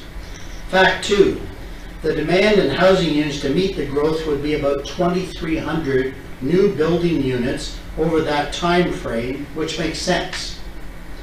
Fact 3, currently in the categories of either OPA complete, draft plan approved, or registered, we have 7,260 new dwelling units planned, or about 21,000 additional people as compared to the 6,500 projected in Schedule 7 of the growth plan. Fact 3, if you add up the developments where applications for population allocation have been submitted, it totals an additional 2,250 units, or another 6,500 people, as opposed to the 800 I mentioned earlier. Fact 4, if you add the population from the already approved stages, category of 21,000, and now add the requested 6,500, we are at 27,500 as opposed to Schedule 7 of 6,500. Another way of stating that is, instead of a population of 24,000 people by 2031 as prescribed in Schedule 7 of the growth plan, it would balloon to 46,000 people. It makes no sense from a controlled smart growth perspective. Fact 5, Minister Meekin in his letter to me on September 29th outlined the 2 considerations of the MSP, or known as OPA 38. He confirmed that the first 300 hectares was approved for development subject to the agreed conditions.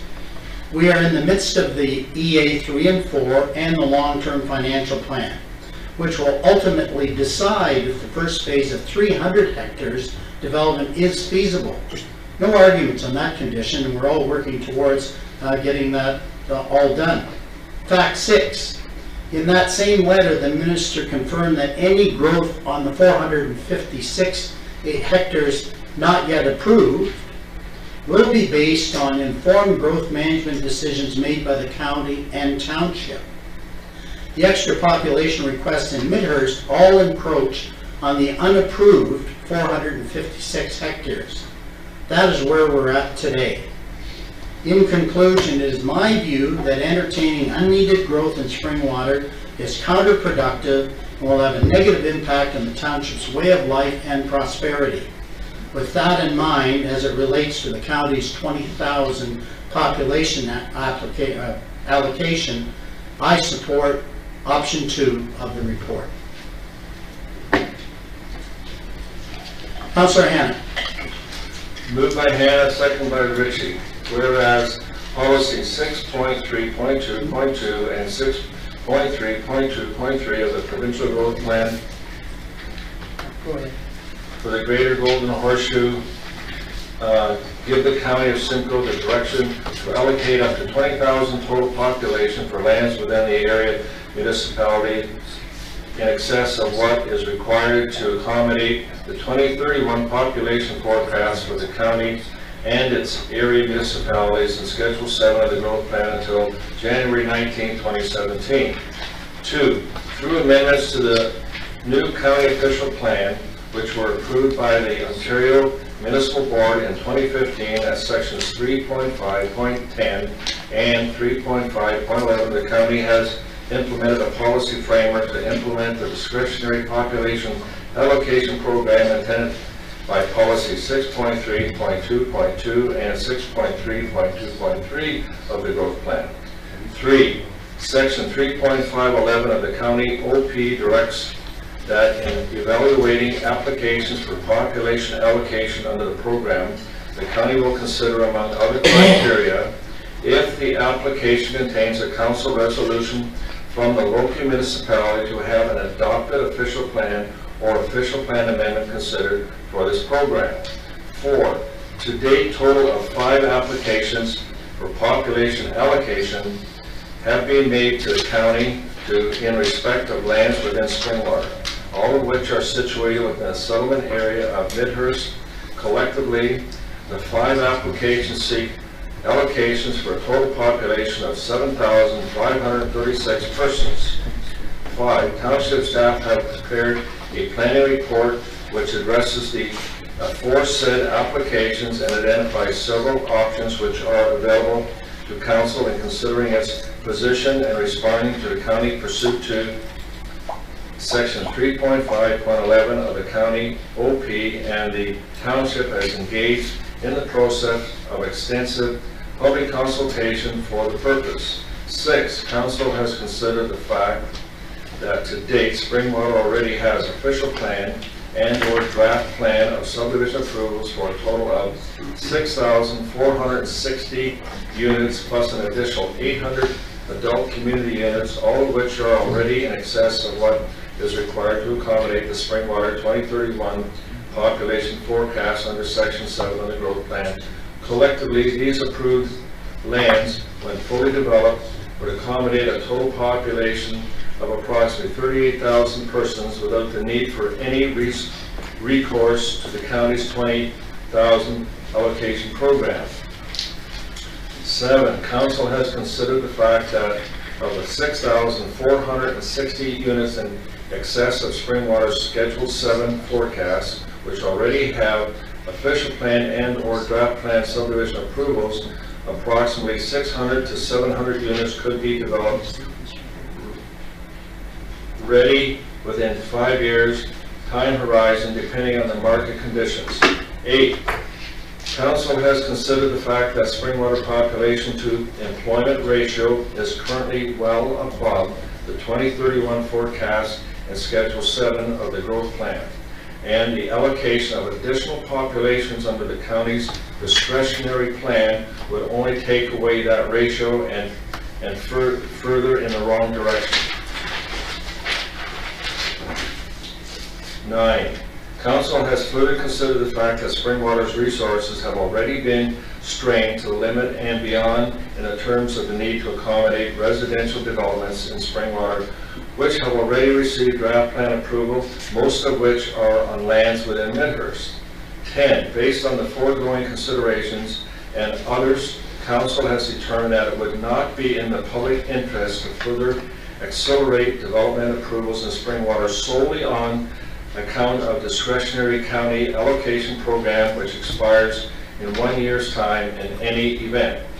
Now therefore be it resolved that 1, that the report from the manager of planning regarding township 20,000 population allocations options dated April the 20th, 2015, received November the 30th, 2015, and the County of Simcoe population allocation program council direction options report dated January the 20th, 2016 be received, and 2, that council does not support any private requests submitted under sections 3.510 and 3.511 of the county official plan for additional population allocation on a township-wide basis. Okay, before I call the vote, it has been suggested, and I don't have a problem with it either way. Do we want to separate it into two resolutions? The first resolution that we basically receive the report, and the second resolution would be effectively choosing option 2. How would you like to do it, or do you want to do it as an all-encompassing as read? There's not much difference. Okay. Yeah, I like that. Okay, so Deputy Mayor Allen. I request a recorded vote, please.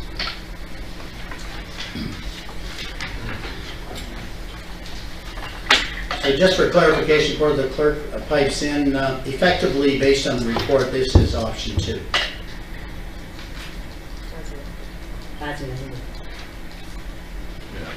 To include that, correct?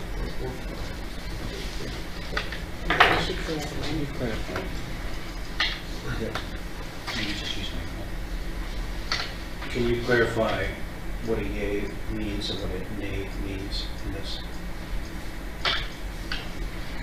So, Mayor and members, the staff report published on the agenda has a staff recommendation. A staff recommendation is merely that. Council can motion any other motion if so chooses. Councillor Hanna has read to you this evening a motion moved by himself, seconded by Councillor Ritchie, and it is substantially longer than the staff recommendation, but may very well align with option 2. By voting yay, you are in short supporting option 2, and voting no, you are voting against option 2. If the motion carries, council has made its decision. If the motion loses, then council can move forward with other motions regarding this subject. Thank you. Within option 2, can we amend the motion to say as read with the, I think what the clerk said is actually the motion is, it's not amended, it's actually the motion that Councillor Hanna tabled. So, Mayor and members, Councillor Hanna has read his eloquent motion. Deputy Mayor Allen has requested a recorded vote. When I call for your name, please indicate how you vote, yea or nay. Deputy Mayor Allen. Yea, supporting the motion. Councillor Hanna. Yea. Councillor McConkey. yay? Councillor Coghlan. Yay. Councillor Ritchie. Yay. Councillor Austin. Yay. 7 in support. Oh, sorry, you're very anxious. Mayor French. Yay. And just as a point of interest, you can stamp down unanimous. Thank you.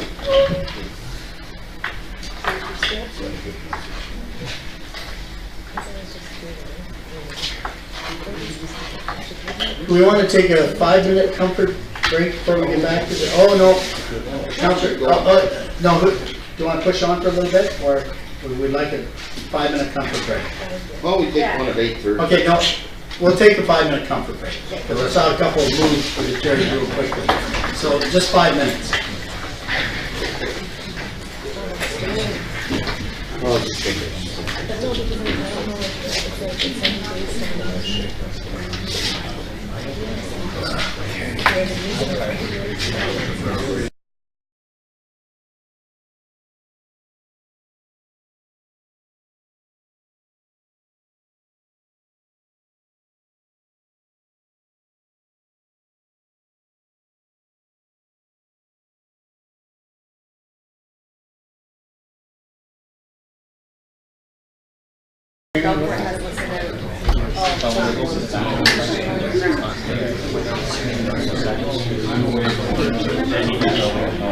Okay, if I could ask council to kind of reconvene, and we'll go back on the agenda to 8.3 if you're following it at home, if you're receiving us.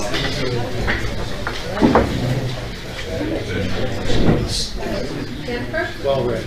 Unfortunately, it wasn't on live streaming, so I can't watch it. Where's Mr. Archer? Okay, we're reconvening, and maybe our Director of Public Works, Archer, Mr. Archer, you want to come into the chamber?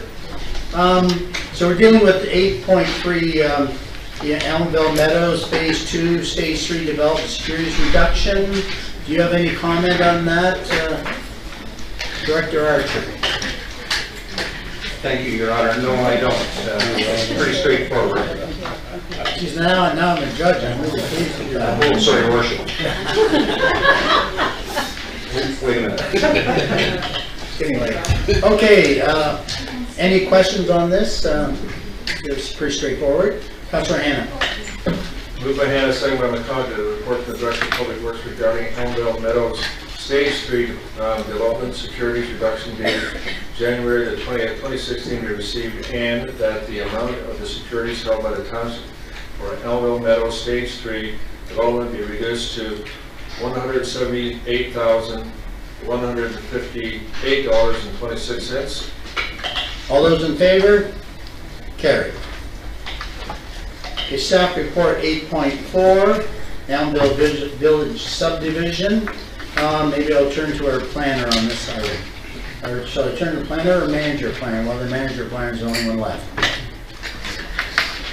Thank you, Mayor French. What we have here is an application and a report that summarizes the intent of the developer to build 4 model homes for the Elmville Village subdivision. The subdivision has draft plan approval, and the way that our bylaw is structured is it allows for the consideration of a model home or the construction of model homes. It requires that the developer enter into a model home agreement with the municipality, provided that certain technical information is provided, and staff is recommending that authorization be provided to the mayor and the clerk to execute that model home agreement so that some model homes can be built to allow for pre-sales and showings for the developer. Thank you, and to me that would be good news for Elmville. Any comments or questions on that? Councilor Austin. I hear you, Mr. Mayor. When model homes are built, are they fully serviced? For example, do they have electricity, running water, sewage, and everything like that? Manager planner. Through Mayor French to Councilor Austin, the homes are built equipped to be hooked up to the sewer system and water. They're also equipped with electricity. However, there are provisions in the agreement that do not allow for occupancy. So they do have electricity, but at the start of the process, they are not necessarily tied into the sewage system until such time as the entire subdivision is registered and they become units that can be occupied. Any other questions? Okay. Guess that's Councilor Austin. Moved by Katie Austin, seconded by Perry Ritchie, that the report from the planner regarding SU 2005-001 Elmville Village Subdivision dated January 20th, 2016 be received, and that upon the finalization of all technical aspects and subject to the advice of the township's solicitor and consulting engineer, that the mayor and clerk execute the model home agreement. All those in favor? Carried. Okay, I'll turn to Director of Public Works on staff report 8.5, Fergusonville Estates. Thank you, Mayor French. This report again is rather self-explanatory. The subdivision section of Sycamore Circle has been built. The engineers have said that it is now substantially complete, and at this point in time we take over we put it on a maintenance period, and building permits are issued. Thank you. Any questions on this report? Okay, Councilor Ritchie. Thank you, Mayor French. Moved by Perry Ritchie, second by Katie Austin, with the report from the Director of Public Works regarding the Fergusonville Estates Sycamore Circle Certificate of Substantial Completion dated January the 20th, 2016 be received, and that a certificate of substantial completion for Fergusonville Estates Sycamore Circle be approved. All those in favor? carried. Okay, staff report, new working groups and committees. We've been talking about this, and now we're obviously kind of moving forward with it. So maybe I'll just ask our CAO to give us an overview. Thank you, Mayor French. The report, rather brief at this moment in front of you, is during the past budget discussions and surrounding those, we've received some comments from council with respect to creating some new working groups and or committees. Without having actually formal direction, we need formal direction to start moving forward on terms of references for these committees. One sort of codicil I have is that my intent hopefully is that the working groups would occur during the day or as close to the end of the day to limit staff time, because I do not want to accrue as much staff time on these as other committees.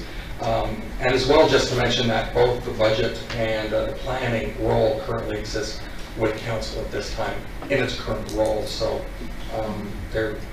just keep that in mind that currently right now budget committee is overseen by all of council and planning matters are overseen by all of council at this moment. Questions? Yes, Councillor Coghlan.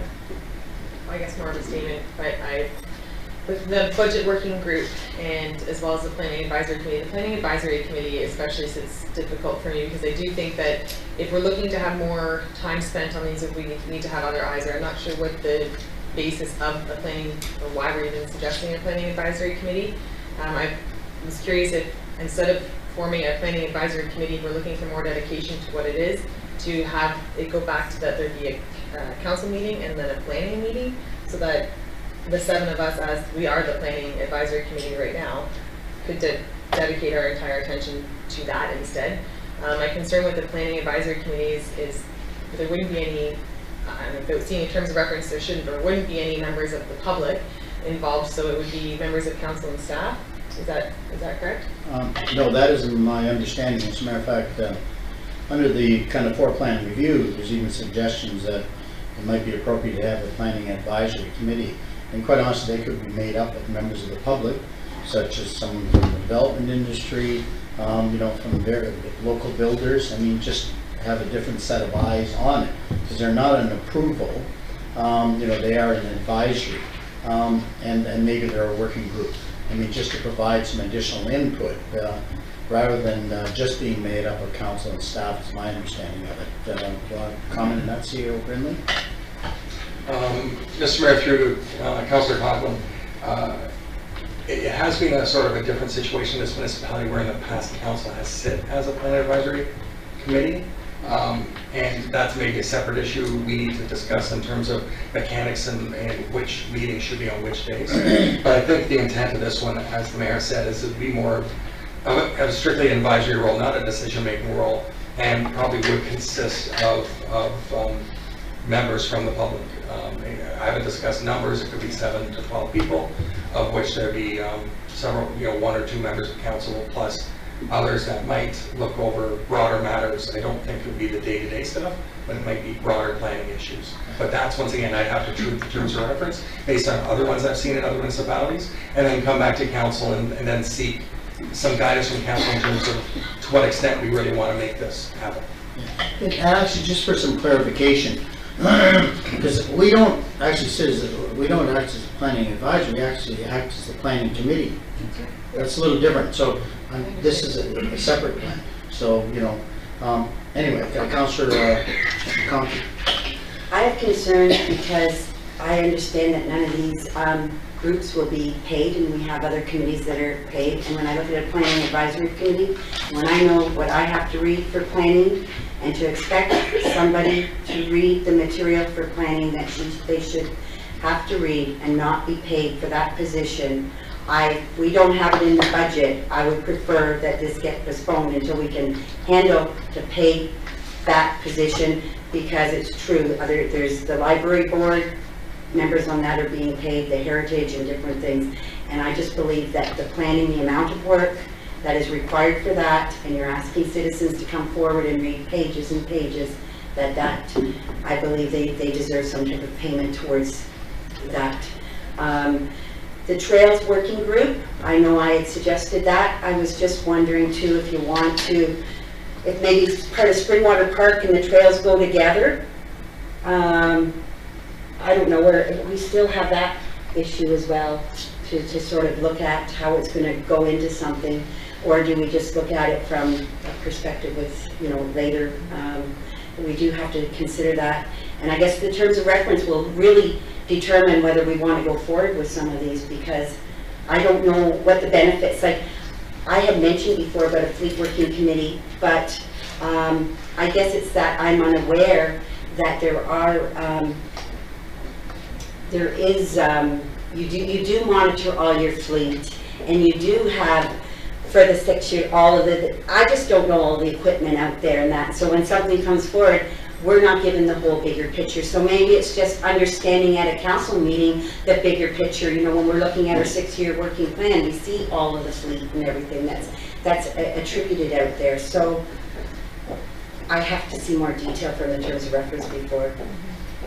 Thank you, Councillor Coleman.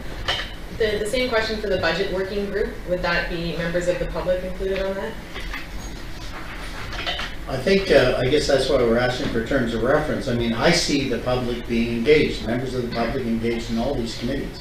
That's my view, but let's see what happens with terms of reference. Yeah, Mr. Mayor, not my view, but that's why we need the terms of reference. The working groups we have right now are currently council-led working groups, and that's why I define these as different.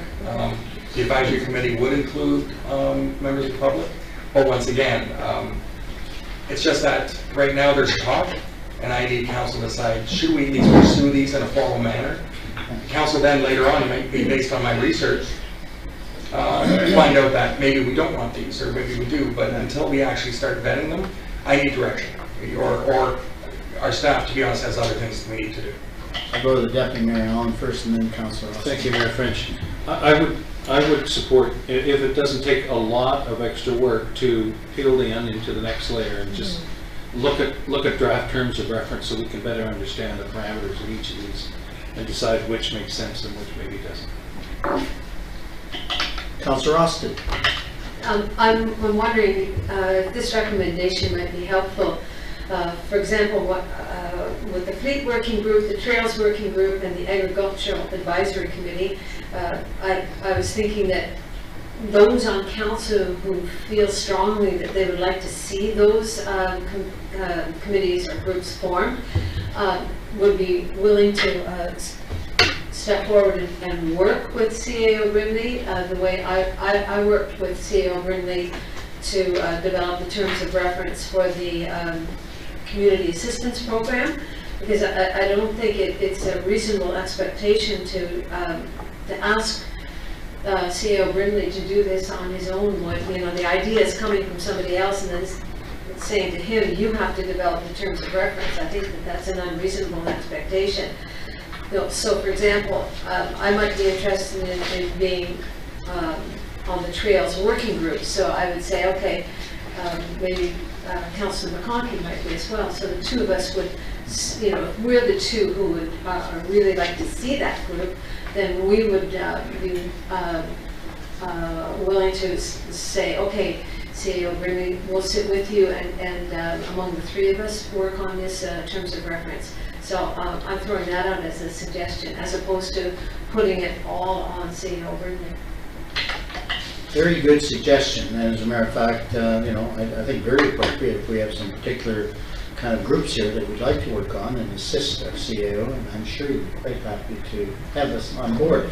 And quite honestly, I see these groups, this isn't I don't see them like a kind of a monthly meeting. I see them more quarterly, those kind of things. I see this not like a regular kind of committee structure. I mean, just to provide more input. And were you going to say something, CAO Brimley? Your Worship, yes. I was just going to mention that, first of all, what I can do is select some dates, and if any member of council wants to, I can provide a few dates and wants to help me, by all means, and trust me, I won't be doing this alone. Okay. And I do fully support having them kind of, if we can, in the daytime. Councillor Hanna. I agree with the excellent comments, but my view on having members of the public permanently assigned to these committees might not be as well, work as well as if you have a committee and you reach out to individuals with independent expertise. For example, the fleet committee, if we're dealing with snow plows, somebody might want to reach out to somebody from Curry's, but if we're looking at a grader or a front-end loader, well, we might want to reach out to somebody else. So I just find some of the committees that I'm on, where there's permanent members of the public, they're very dedicated, but the meetings become long and we get so much dialogue going on, so we sometimes miss the objective of why we're there. I think those are all very valid points, and so again, if we can assist in the terms of reference, quite honestly, maybe there are more floating groups, very specific, you know, and I think it is a good, you know, I like the idea of having these groups, because we've talked about fleet. I know Councillor Ritchie had a great interest in the fleet committee. I have a great interest in the agricultural advisory committee, and one thing is we have an economic development committee, but you know, maybe there should be a broader scope in that too, but let's leave it at this. Any other comments or questions on this? If not, Deputy Mayor Allen. Moved by Allen, seconded by Ritchie, that the report from the Chief Administrative Officer regarding new working groups and committees dated Jan 22/16 be received, and that Council recommends that the terms of reference be prepared for the following working groups and committees: Fleet Working Group, Trails Working Group, Budget Working Group, Agriculture Advisory Committee, and Planning Advisory Committee. All those in favor? Carried. Okay, staff report 8.7, George and Gloria Wood's application, and I'll go to our manager of planning. Thank you, Mayor French. The report before you is seeking authorization to schedule a public meeting to consider an official plan amendment and a zoning bylaw amendment for 15 Yonge Street in Ellenville. The proposed amendment is to convert the existing commercial building to entirely residential, and staff is just recommending that the public meeting be scheduled. Questions, comments? Councillor Austin. Yes, could you, may I ask direct questions to Mr. Woods? Sure. George, I take it you're hoping to convert that main floor to 3 apartments? Yes. Is that correct? Can you tell me the approximate size of the 3 apartments? There'll be 3 one-bedrooms. I'm sorry, I don't have, I Actually, would have brought stuff with me. Yeah, the clerk just pointed out something. That is the purpose of the public meeting, so we can ask all those appropriate questions, and so Mr. Woods can come with all the detail and that we need. Councillor Austin? And in the diagram, could I ask Clerk Daly to pull up the, which one is it? The proposed site plan, Appendix C. Can you tell me what the numbers 1, 2, 3, 4, 5, 6, 7, 8, 9, 10, 11, 12 stand for? Those are parking stalls. We've done a lot of work on, because you have to have certain amount of parking space for units. Those are parking spaces. Okay, thank you. And Councillor Austin, if you'd like to meet with me anytime personally, show you everything. Sure. Okay. Thank you. Thank you. Any other questions on this? Okay, Councillor Coghlan.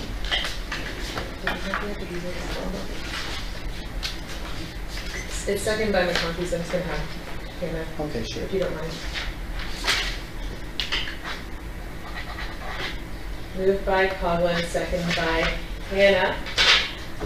That the report from the planner regarding OP 2016-01 and ZB 2016-02, George and Gloria Wood, dated January 20th, 16, be received, and that a public meeting be scheduled in accordance with the Planning Act as amended to gain public input of the proposed official plan amendment and zoning bylaw amendment. All those in favor? Carried. Thank you. And 8.8, financial plan, that the Director of Finance, maybe give us a brief overview. Thank you, Mr. Mayor. The report this evening is simply an administrative matter. The township's drinking water license is set to expire at the end of this month. In order to renew the drinking water license, we are required to update our water financial plan, and there is a water financial plan attached to the staff report this evening. It does support that our water infrastructure is financially stable, so our water systems are financially stable, so I'll take any questions. Okay, is there any questions? it's somewhat straightforward. I guess we'll have to change our mover and seconder now. Okay, Councillor Hannah? Moved by Hannah, second by Coghlan, that the report from the Director of Finance regarding the township's updated water financial plan dated January the 20th, 2016 received, that council approved the updated water financial plan for the years 2016 through to 2022 as attached to the subject report, and that staff forward the updated water financial plan to the Ministry of Municipal Affairs and Housing and the Ministry of Environment as required by the legislation. All those in favor? Carried. Okay, we'll jump down now to 8.10, sign permits, Finley Mill Road. And I believe we're going to have a report from our deputy clerk. Yvonne? Yes, Mr. Mayor. The report is actually to seek direction from council regarding the location of signs at Finley Mill Road and Waddy Road. And the report is before you. If there's any questions. Yeah, and again, obviously we had someone kind of comment on this earlier. Yes, let's take any questions. Councillor Austin. Yes, and I agreed with the gentleman who spoke to this before, and he in particular had strong emotional feelings or connections to the location that he was referring to. I would like to go on record as saying I'm against commercial signs on public property. I've spent a lot of time in rural England in the last few years, and one of the things that I highly appreciate is the minimal number of commercial signs. When I come back here, it concerns me that what we have here in our country is a lot of what I consider visual pollution. So I would recommend that we go with number two. Actually, I'll make a fourth one. Amend the bylaw to prohibit the placement of signs at all municipal property. Or I'm not sure if it would have to be all, but pretty well all. Because I think, you know, if we are getting money from this, I think there are better ways for us to get money. I'd rather say raising taxes than raising money by what I consider visual pollution. Thank you. Councillor Hannah? Thank you. This is generated because it's in my ward, and I've worked with our CAO on this in the past. But the problem is here is we have a historic site, if you like, and we've been putting signs there, and not just commercial signs, but also hall board signs to identify upcoming events and so on. And unfortunately, they don't go well together. We can't move the cairn, so I would suggest that we have to go with option 2 and prohibit signs. But I would not support prohibiting all signs, definitely commercial signs. But I think our volunteers need to have some location where they can advertise township events, whether it's our Autumn Fest or it's some kind of fundraising thing. We should have an opportunity to be able to place those signs. So while I would support option 2, but not if it prohibits all signs, definitely commercial signs. Councillor Coghlan. The concern I have with that is that we're basically then saying that their signs aren't okay, but our signs are. And I'm not sure how, if we are not allowing signs on the basis that it's taking away from the historical value of the piece. I'm not sure. I'm not sure. Yeah, here we go. I guess one response to that would be, and you make a good point, but we get paid by people who rent the space to put commercial signs, but when they're volunteers and they're community planned events by volunteers, they don't pay for the signs, and that is the difference. Okay, Deputy Mayor Allen first, and then I'll go back to So just clarifying, so for the signs, as you know, different communities have signs where you rent commercial, both private, residential, and commercial enterprises rent signage time. So how would you see that handled in this scenario? I think I would suggest that when it's a municipal sign, be in a hall board, for example, and they rent the space out or let some community group use that sign, that's funding goes back to the hall board, if you like, to the community. It's not Joe's Donut Shop trying to rent the sign to increase their sales, if you like.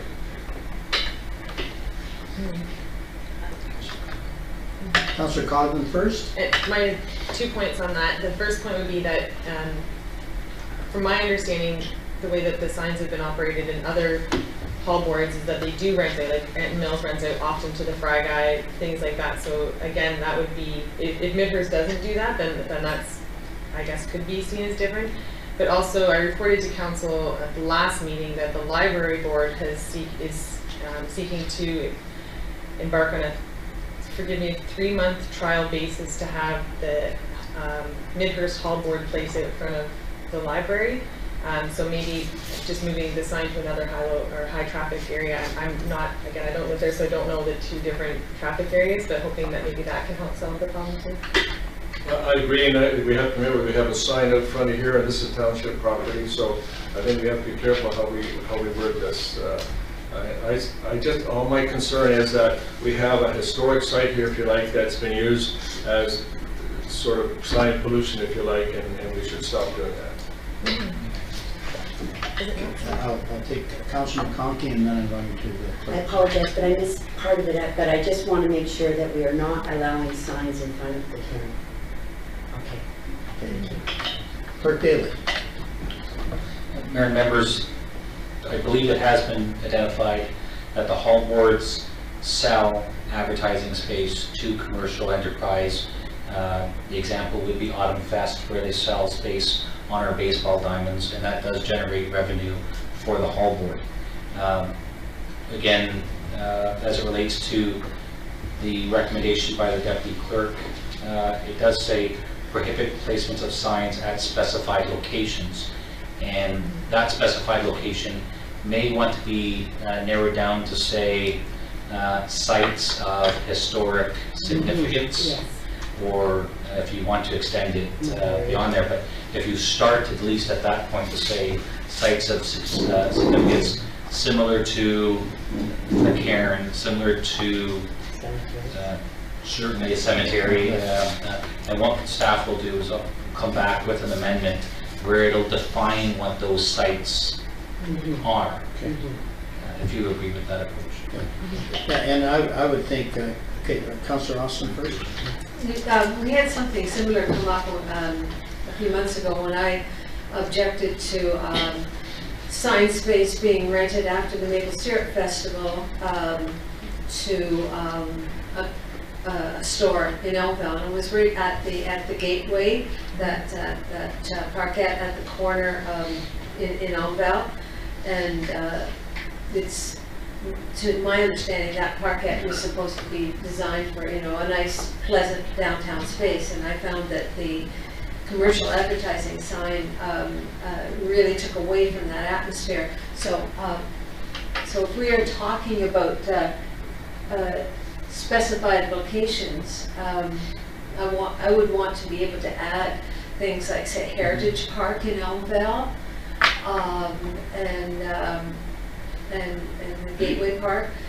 We have a large sign in Heritage Park, but it is strictly for announcements of community events. The people who put signs up there don't pay for the use of those signs. It's to advertise community events and those kind of things. I'm quite happy with, but it's the commercial signs that I have great difficulty with. Now, I understand if you have a ballpark and you have, or a skating rink pavilion, you have advertising space sold there. I would concede to those, but spaces that are municipal spaces that are intended to be pleasant in nature because of their purpose, I think should be part of the specified location where we don't have commercial signs. I think those are all very good points, and my suggestion is, I think number 2 covers that, but I think what we want to, and this is kind of refer it back to staff, and I would suggest that councillors provide kind of some specific direction if the deputy clerk is going to be preparing, a draft bylaw, that you provide some suggested prohibited locations, and at least that's where we can start. I mean, bylaws are meant to be improved over a period of time. So is that comfortable with you, Councillor Austin, supporting number 2?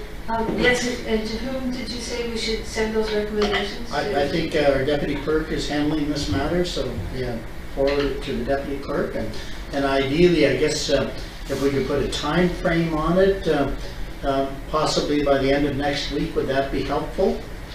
Okay, whatever that date is. So if you want to kind of table the resolution, Councillor Austin?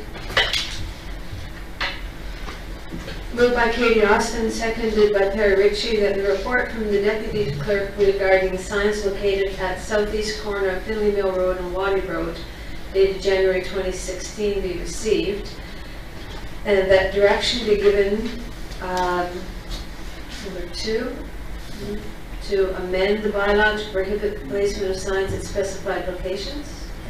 And refer back to the deputy clerk. And councillors refer back to deputy. Basically, I think just refer back to the deputy clerk. Okay. Okay, everybody understands the resolution?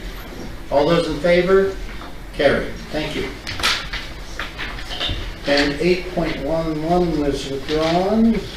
And so we have 2 staff reports. Does anybody want to pull the building department summary or the fire department report and make comment?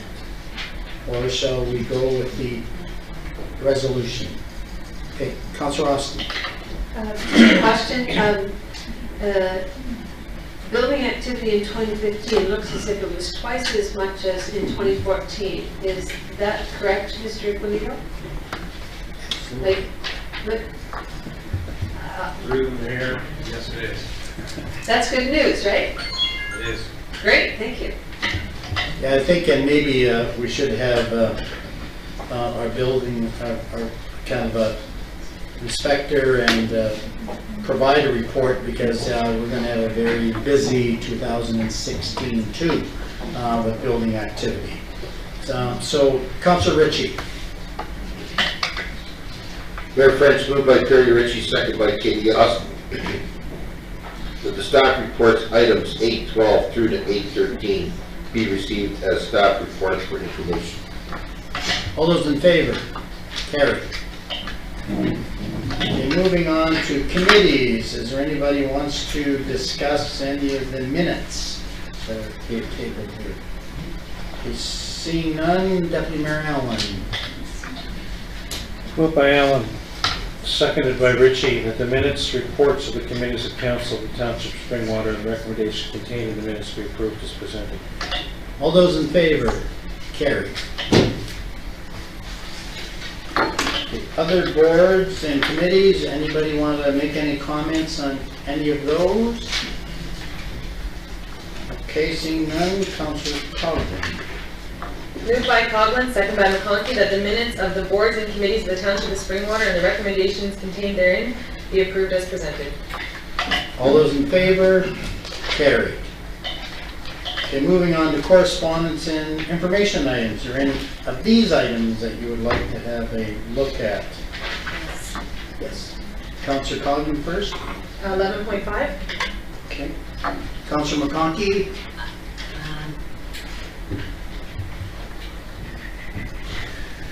There's one where we're allowed grants, and there's been quite a few grants accepted, even within St. Clair County and that, so I wanted to make sure that staff review it. Yeah, and not 11.6, no.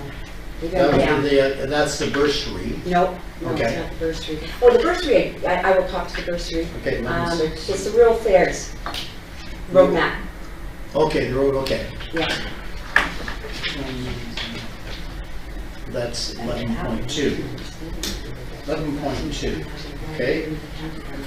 Any others? Oh, Councillor Austin. 11.3. Okay.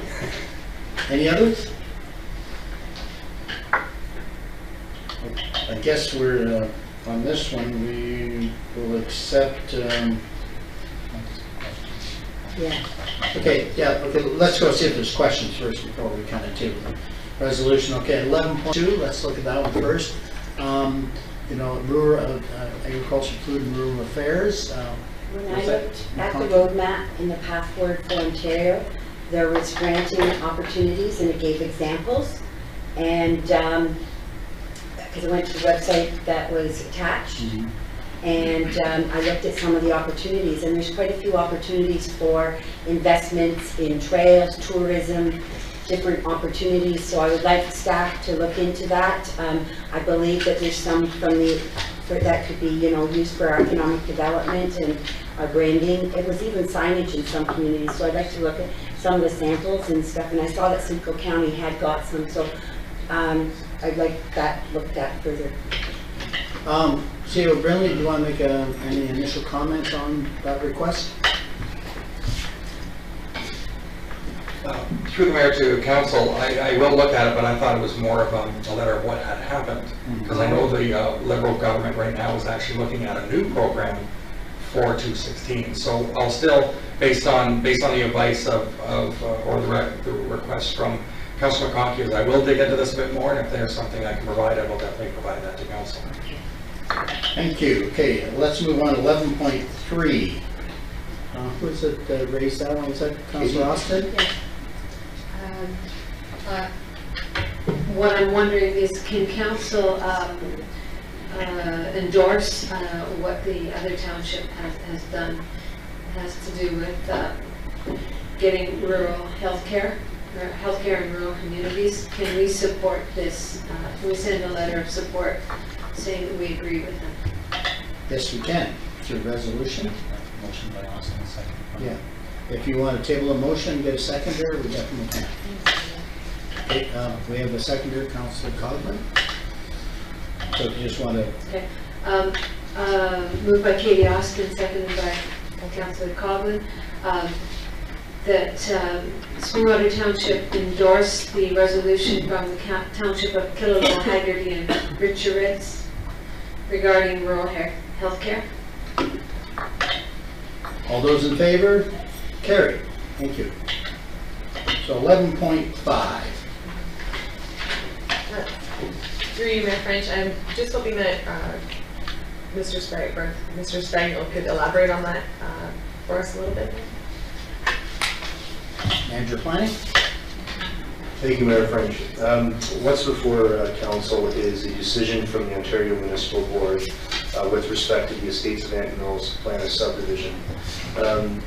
A teleconference call was had occurred on December 2nd, whereby the Ontario Municipal Board accepted minutes of settlement for the Estates of Ant Mills subdivision, which Council will recall was a 76-unit plan of subdivision, where the minutes of settlement were presented to the board to establish the principle of the subdivision approval, which included residential units to be serviced by private well and tertiary treatment systems, which also included other considerations like mitigative measures related to potential impacts of these septic systems on the surrounding area. In addition to that, what was also accepted was a modified road platform whereby there would be stormwater provided by way of pipe, but no sidewalks, and other considerations as it relates to tree plantings and tree preservation areas. What the Ontario Municipal Board has instructed is that draft plan conditions be completed by January 15th, which we have gone past, and that those conditions of approval be ready for presentation to the Ontario Municipal Board in a teleconference for January 29th. As an update, I can state that the draft plan conditions have not been finalized to date. Therefore, we will need to obtain another teleconference date to discuss the draft plan conditions, to advise the board of any progress that staff has made in preparing those conditions alongside with the applicant. So in other words, the draft plan conditions to provide the specifics as to how the subdivision is going to be designed. The details of the mitigation plan are still in process. I just would it be helpful, Councillor Coghlan, if this wonderful dissertation we got from a manager of planning that he just give you a kind of a brief email so you can share the facts with anybody that might be asking the questions. Right. Mr. Spagnell's already offered to do so. Terrific, good, thank you, we're all on the same wavelength. Okay, the next item, 11.6. And that was, oh, yeah, Councilor McConkie? I don't know if I was reading this correctly, but I understand that they were giving $3,000 out to only certain municipalities, but if we start to contribute $1,000, then our township would have to, an applicant could apply and all townships then would get part of the bursary. Now, when we put in our $1,000, do we get $3,000 for the person's bursary? CEO Brindley? Mayor Frenchman, through the council, we had some clarification at the CO's meeting last Friday, and it's my understanding that if we put in 1,000, they will match that, or more than match it with 2,000. So it'll be a $3,000 bursary that's available to a Springwater student. And they've budgeted enough for every municipality in Simcoe County so that they can match that. So they've got that budget in place. And we'll start to communicate that? If council approves this, we'll be more than happy to. Well, what they'll do is they'll actually do a formal intake, and once that's available, we will make sure that it gets out there through the link, through Springwater News, through all sorts of social media and everything. Any other questions, Councilor Austin? So when that process does happen, you put it on the link and everything, will the method of applying for it, will all those details be in it, or is that information shared with the guidance counselors? Mr. Mayor, through you, I think it'll be actually, well, we'll get more information from our county representatives, but the full program will be outlaid, and that will obviously go to the schools as well as everything else. Yeah, basically, it'll be directed through each of the municipalities and how we find the best way of dealing with it. It's just kind of, it was a suggestion made by one of the councilors. It's a good idea, and the county obviously had a flat amount. They had a bursary, so why not up the ante, provided the municipalities participate in the program. And of course, you know, we do have kind of one high school in that, and so we have our opportunities, and we have a number of students to go to other schools, so if we can assist them, I think that's a benefit to everyone. Councilor Austin? Do we need a resolution to make this contribution? I know it says in the recommendation that the money comes from the community assistance program, but do we need a resolution?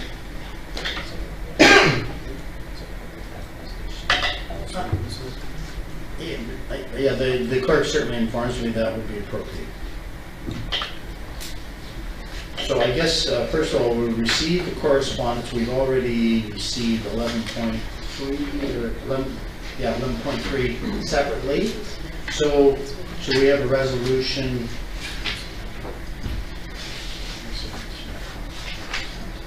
Oh, yeah, Councilor McConkie. Oh, sorry. Councilor Coghlan? I was just going to table the motion.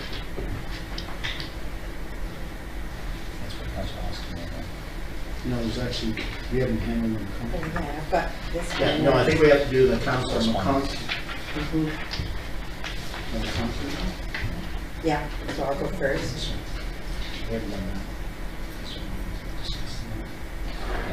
Okay, yes, Councilor McConkie, no, that's the next one. Okay. So we're receiving all of them except for 11.3 because we did a separate resolution on that. So if we can table that fashion. Moved by McConkie, second by Councilor Hannah, that corresponds to senior coordination items 11.1 to 11.2 and 11.4 to 11.5 be received as information. All those in favor? Carried. Okay, now we'll move on to 11.6 with separate resolutions. So I guess first of all, we'll table the resolution as presented, and then a separate resolution for funding allocation, would that be appropriate? I think it's in here. Oh, is it? Okay, okay. Okay, let's table the resolution. Moved by Katie Austin and seconded by Perry Ritchie. Whereas a County of Simcoe strategic initiative is to establish partnerships to identify opportunities for strengthened human services and education to support improved health and well-being of our residents. And the county meets this initiative through an annual bursary for students residing within the county and attending post-secondary education. And whereas Springwater was invited to participate in the county's bursary program by contributing $1,000 to the existing bursary program, which would guarantee an applicant from the participating municipality to receive one of the available bursaries, and the Community Assistance Program considered the request. Now therefore, that Springwater contribute $1,000 annually to the County of Simcoe's post-secondary education bursary program. Yes, that does cover it all. Any further questions on that?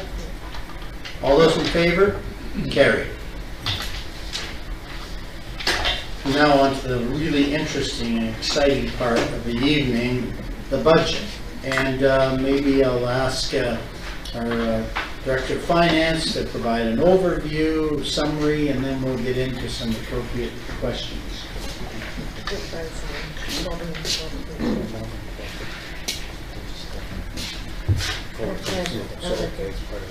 Deal with the other items. Before we carry on to 12.3, I have, like to pull something from 12.1. Okay. On the report for the signage, there's item ID number F2-8. It's the Ed Valander Memorial Park. It's being proposed to put a sign in there. Is there not already a sign there?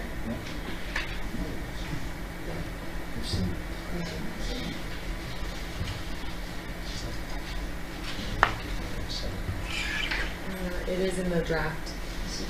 Capital Model Parks and Recreation Facility Signage. In the Facility Signage 2016 draft, item F2-8 suggests that we need a Ed Valander Memorial Park sign in Phelpston. You're correct, there is one already there, so that doesn't need to be there. Thank you. Okay. Yes, thank you. Any other questions on other items, and before we jump right into the budget?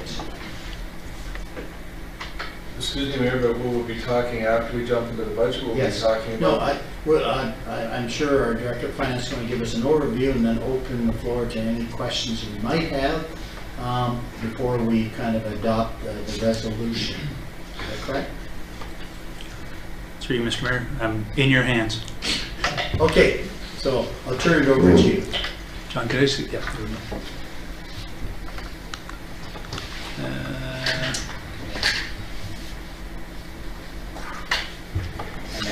Yeah, okay. Thank you. Your worship, members of council, township staff, ladies and gentlemen, good evening, and thank you for allowing me the opportunity to present the township's 2016 budget for final adoption. The purpose of this evening's presentation is to provide a very high level of the 2016 budget and to ultimately obtain council's approval of the 2016 budget.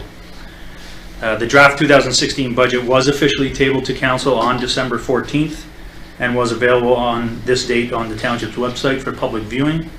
The budget being presented this evening does include amendments that were approved by council and that have been adopted thus far to date. With that said, this slide here provides at a glance what we're looking at for the 2016 budget. So the tax-supported operating budget has gross expenditures of $16.3 million, gross revenues of $16.1 million, and hence a net levy requirement, meaning that we don't have enough revenues to support the expenditures of $250,000. That is a proposed net tax levy increase of 2.64%. The policing charge is proposed to remain the same as 2015, so $216 per property. And the streetlight charge is being proposed to be reduced to $24 in 2016. As it relates to the capital budget, we're looking at gross expenditures, which This includes amendments from the January 6th meeting, and I'll go through those in a couple of slides. So we have gross expenditures of $7.3 million, and of the funding sources for the 2016 capital budget, we have roughly $911,000 coming from the operating budget. With all of that said, the blended tax increase, so blended tax increase being including the County of Simcoe's increase, the Township's increase, as well as the education increase, we're looking at a 1.16% increase. This next slide here provides a little bit more detail as to where we've come with the 2016 budget. So on November 18th, you may recall, we had a net levy requirement of $326,000. We had proposed two program changes, one in our building services department and one in our library, whereby that equated to almost $25,000. We've talked at length with regards to the 1% capital infrastructure, which is another roughly $95,000. So on November 18th, we had a net levy requirement for the township of $446,000. On December 7th, we came back to council with some proposed efficiencies of roughly $196,000, and hence on December 14th, we proposed a net levy requirement of $250,000 and or the 2.64% increase, which we are currently at this evening as well. So again, the impact on the average residential property being a house assessed at $381,000, you're looking at, for the township's portion, $14.27, or a 1.08% increase. The county portion is roughly $23, just under $23, or 2%. Again, the education, we haven't heard anything from the education or the province with regards to education increases, so right now we're proposing no increase. Again, for a house assessed at $381,000, you're looking at from a property tax increase of $37, just over $37, or a 1.16% increase. As it relates to the 2016 capital budget, so you recall on December 14th, when we tabled the capital budget, we have gross expenditures of roughly $7.4 million. And again, the impact on taxation, or the amount coming from operating budget to support the capital budget, was roughly $911,000 or $912,000. On January 6th, there was a few council amendments that were approved by resolution. The first one was to remove the project number 2632, the Northern Exit Road, for $25,000. That's a reduction of gross expenditures, however, there's no impact on taxation. The second item is to defer the 2015, project 215-30, park signage. Right now, that is a part of the discussion that will happen after I conclude here, as to what direction we're going to go with, or council wishes to go with park signage for 2016. Currently, there is money in the 2016 capital budget for park signage. Again, no tax impact at this stage, but subject to further discussions with council. If there's an amendment to adjust, then we'll do so. The third item that was discussed on January 6th was the deferral of the project 2016-31 accessible playground, and that's being deferred to 2017 for a reduction of $75,000. Again, no impact on taxation. On January 20th, this evening, there are a couple of, there's a staff report from our Director of Parks and Recreation, whereby we're suggesting or recommending that there be deferral of the project 2016-35 and project 2636, which involves the replacing of dressing rooms at the Elmville Arena, proposing to defer those to 2018. Both of those projects combined would be a reduction of $40,000 in gross expenditures. Again, no impact on taxation. And the last item, again, which is included in the staff report this evening, is a new project which relates to the Phelpston rink boards, which is proposing a gross expenditure of $25,000. Again, no impact on taxation. So taking into account the last slide as well as these amendments on this slide, this evening you're looking at a revised capital budget with gross expenditures of almost $3 million. Again, impact on taxation is $911,000. From a water and wastewater side of things, the water operating budget has gross expenditures of $2.5 million, gross revenues of $2.5 million, obviously to balance the budget. We are looking to actually transfer money into the water reserve fund, roughly $700,000 for 2016, and that will go towards supporting future future expenditures as it relates to capital and or operating. So again, there is no net operating impact on tax. From a wastewater side of things, we have gross expenditures of $1.3 million, offset by gross revenues of $1.3 million. On this side, we are looking to draw slightly from the Water Reserve Fund in order to fund our operations in 2016. Again, both of these, water and wastewater, are supported by the users of the system, so no impact on the general taxpayer. And on the impact on a typical residential user, this is for water and wastewater. You're looking at, for water, you're looking at an increase of roughly $20.58 for an average residential user who consumes 240 cubic meters per year, or 3.5% increase. And this is all included in the 2013 water and wastewater rate study that was approved by previous council. The wastewater side of things, so those individuals that use are on the wastewater system, you're looking at roughly a $23.94 increase, or 3%. If you have both water and wastewater, you're looking at $44.52, or 3.2% increase. Per month, you're looking at roughly just under $4, or 3.2%. So for council this evening, we have items for council's consideration. This is simply the motion that's before you this evening. Simply that the 2016 operating budget dated December 14th be adopted, that the 2016 capital budget that was prepared and presented on December 14th and further amended on January 16th be adopted, that the 2016 water operating budget dated December 14th be adopted, and similarly the 2016 wastewater operating budget presented December 14th be adopted. Further to that the streetlight charge for benefiting properties be reduced to $24 in 2016, and finally that a new recreational fire permit fee in the amount of $15 be approved and become effective February 1st, 2016. Mr. Mayor, that concludes my presentation for this evening. Thank you. Before I invite questions, that I really do want to commend all of staff for taking everything back, all the suggestions, kind of tweaking the numbers. I'm extremely pleased, more than pleased, with this budget. It's actually kind of a lot tighter than I asked for, which is, which I really appreciate. And at the same time, we're not compromising the services to anybody. We're just being very diligent with the limited tax dollars that people have. So I really, really appreciate the effort that all departments put into kind of creating this budget. That's all I can say. I'm very pleased with the response that you gave to council, because we did delay and dance everybody around a little bit, and so anyway, I appreciate the work that's been done. But with that, I turn to any of council for comments, suggestions, questions. Councillor Coghlan. Thank you. I'd like to table a motion to have the fire burn permit amount of $15 reduced to $10. Do you have a seconder? I'll second. Okay. Councillor Conkey, any discussion? Councillor Hannan.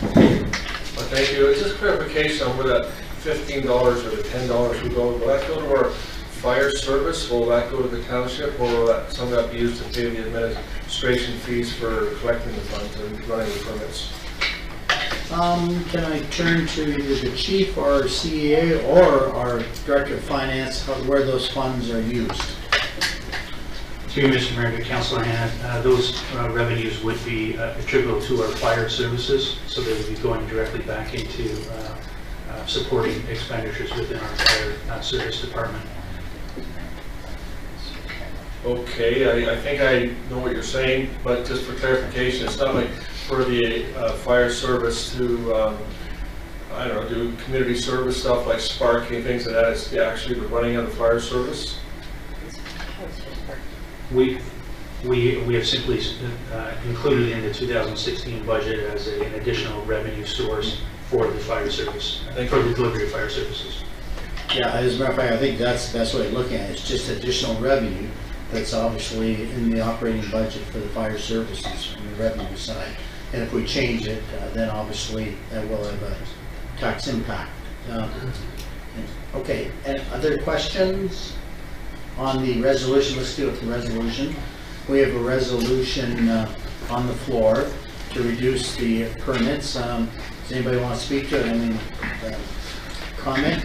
I'll comment. I won't support a reduction. I think it's time that obviously we kind of cover those appropriate costs, and since we already factored into the budget, I think it's quite appropriate. Anybody else have any comments? Okay. Councilor McConkey? Well, I had a comment about the Phelpston boards. Okay, let's deal with this motion first.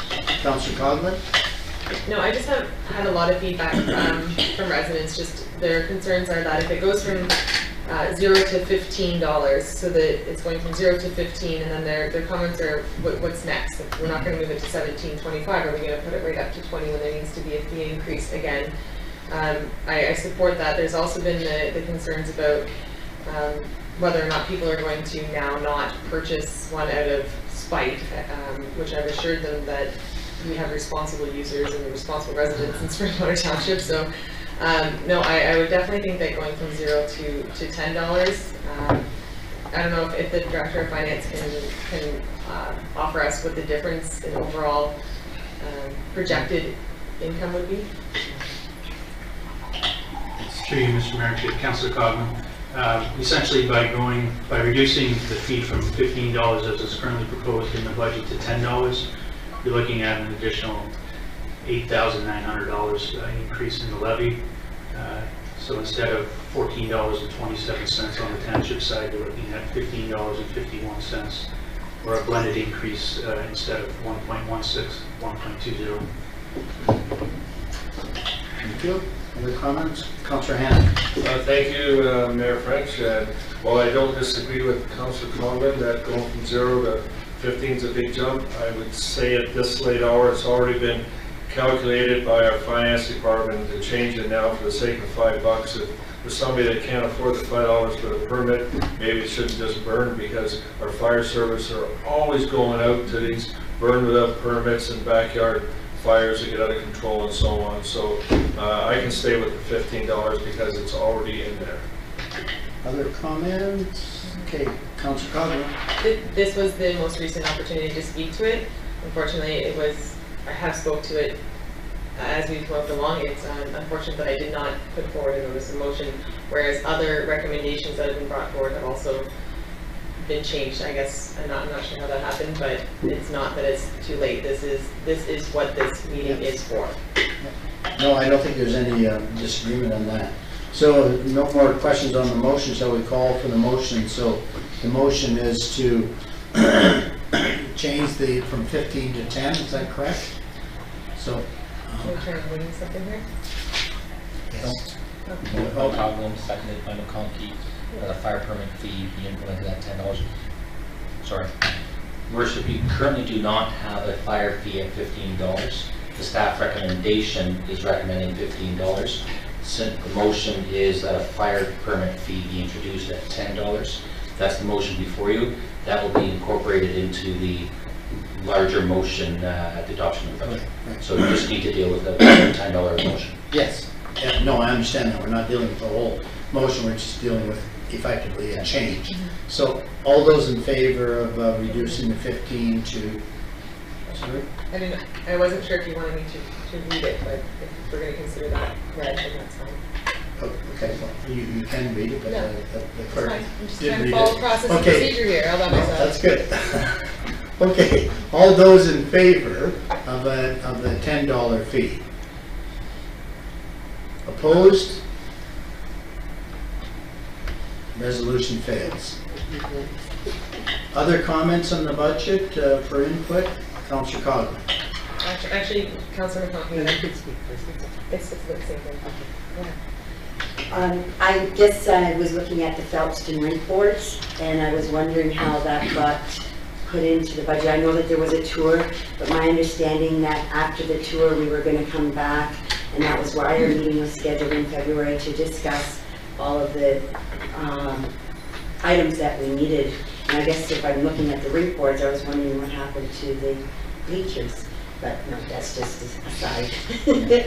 I think part of it was that, I think it was all going to be in, and this is what, spreading it over 2 years. Director Belcourt, do you want to comment on this? Thank you, Your Worship. As you recall, Phelpston did make a deputation at a previous council meeting, making the request for the rink works, not specifically for 216, but at some point in the future. Upon review during the field trip, we determined it to be over a 3-year period, and that we would start budgeting starting this year to spread the cost out over the 3 years. Okay. Councillor Coghlan? And further to that, just point of clarification that this initiative will, even though it's coming into our budget before the policies or procedures that we're working on as a group here with our hall boards, if our council decides that there would be an initiative required, such as placing some of the responsibility on the hall board, that this would be covered by that? Oh, Director Belcourt, if you want to comment? Thank you, Worship. Through Councillor Coghlan, that would be based on direction from council. If the community was required to participate in the replacement of an asset that they previously paid for, then that would be the policy that would move forward in 2018 when the boards are planned to be replaced. I guess the way I looked at it is kind of a placeholder. If it doesn't meet the policies, it won't be spent. It'd be quite that. Is it that simple, Director Belcourt? That would be my understanding. Okay. Okay. Councilor McConkey? I guess I was just wanting to know too, when I saw the price in that, I understand that Grenfell did their pad, their cement pad, and their boards and that, all for $75,000, and I know we did use used boards, so I would hope that there's a, I know that there's a company, like a gentleman in our area that actually looks after installing boards and that, so I just want to make sure that we don't, for these outdoor rinks, do we need the high-end, the most high-end thing, or, you know, the Grenfell boards, if you can buy second-hand ones that are good, you know, so it's just something to consider, and I'm glad to hear that this is only a placeholder and we'll base it on policy. And also, I think I want to comment, since Grenfell was mentioned, I think it actually totaled around 100,000, including the boards, and the boards were used $18,000 or whatever, and that's just 6,000. I remember it like it was yesterday. That company, I'm not sure if there's any companies around that are actually selling used boards. We happen to be, I think, the last customer. I was referenced. Yeah, of that last, of that local company. We're the last user of it. But actually, Director Belcourt, are there used boards around that you're aware of coming out of arenas? Thank you, Worship. Not that I'm aware of, but it's, you know, we can always do a search. And we have used a company that is a local company that makes not the high end, but the medium quality board, and that's what we use as our benchmark for pricing. Good. Other questions? Councillor Hanna. Thank you. And the printout, park signage, update park signage, deferred 2015, $30,000, and then it says to be determined, I guess TBD. I did submit my concerns, and that was one of them, to our Director of Finance, and because it says to be determined, I assume we're going to talk about that. Well, I know it's an initiative and it comes out of reserves. We didn't approve it last year because, in my view anyway, it doesn't add to the recreation facilities. It's just a sign to say you're at the park. So I would like to hear if we plan on taking that out or leaving it in. Director of Finance, is it in the budget at the moment? Through you, Mr. Mayor, to members of council, the park signage is currently in the 2016 capital budget, funded on 100% from reserves. The intent was that council would review the report tonight. I believe that was the request, is that a follow-up report would come from staff, which is there this evening, and that council would make a decision as to whether to proceed or not. Okay. So I guess the decision is, do we proceed with the signage or not? And I guess if someone wants to table resolution not to, I guess we'll entertain that. Well, I don't want to bore everybody if I'm the only one that thinks we shouldn't be spending the money on signs. We should be putting it to something that more recreational. Any other comments or feedback on that? You know, I like the signage program we have. I am concerned that we might be overdoing it because I really like our gateway signs and our community signs, and I guess major landmark parks or whatever. But beyond that, you know, obviously I'm not supportive of Deputy Mayor Allen and Mr. Chief. Thank you, Mayor French. I agree. Once I dug into the signs more with Director Belcourt and saw the report and the branding and the sort of planning with respect to the signs, being reminded that we deferred last year's implementation of signs that did not spend any money on it. So we're already behind what it said in this branding report, and albeit I think it went a little overboard on the spending and on the signs required, but I think we as a township have to look, and as a council have to look each year at the proposed signs the way we now have been presented, which ones are specifically being suggested for 2016, and as was picked up by Councillor Coughlin tonight, there was one on there that didn't need to be there. So I think if we do a review each year, then that's the appropriate thing to do, and we're take a critical review of what's needed to inform people who come to the township where things are, and it just helps to improve the look of the township. So I agree with the draft as presented for 2016. Any other comments? Councillor McConkey. I'm sorry, I just wanted to confirm, and that physician recruitment, have we covered that in the budget? I think I can answer that, no. Director of Finance. You want to take another step? Through you, Mr. Mayor, with all respect. The 2016 operating budget does include an amount of roughly $7,500 for physician recruitment. However, the discussion was previously that those funds were offset by contributions from the Mayor's Golf Tournament. So right now there is no tax impact.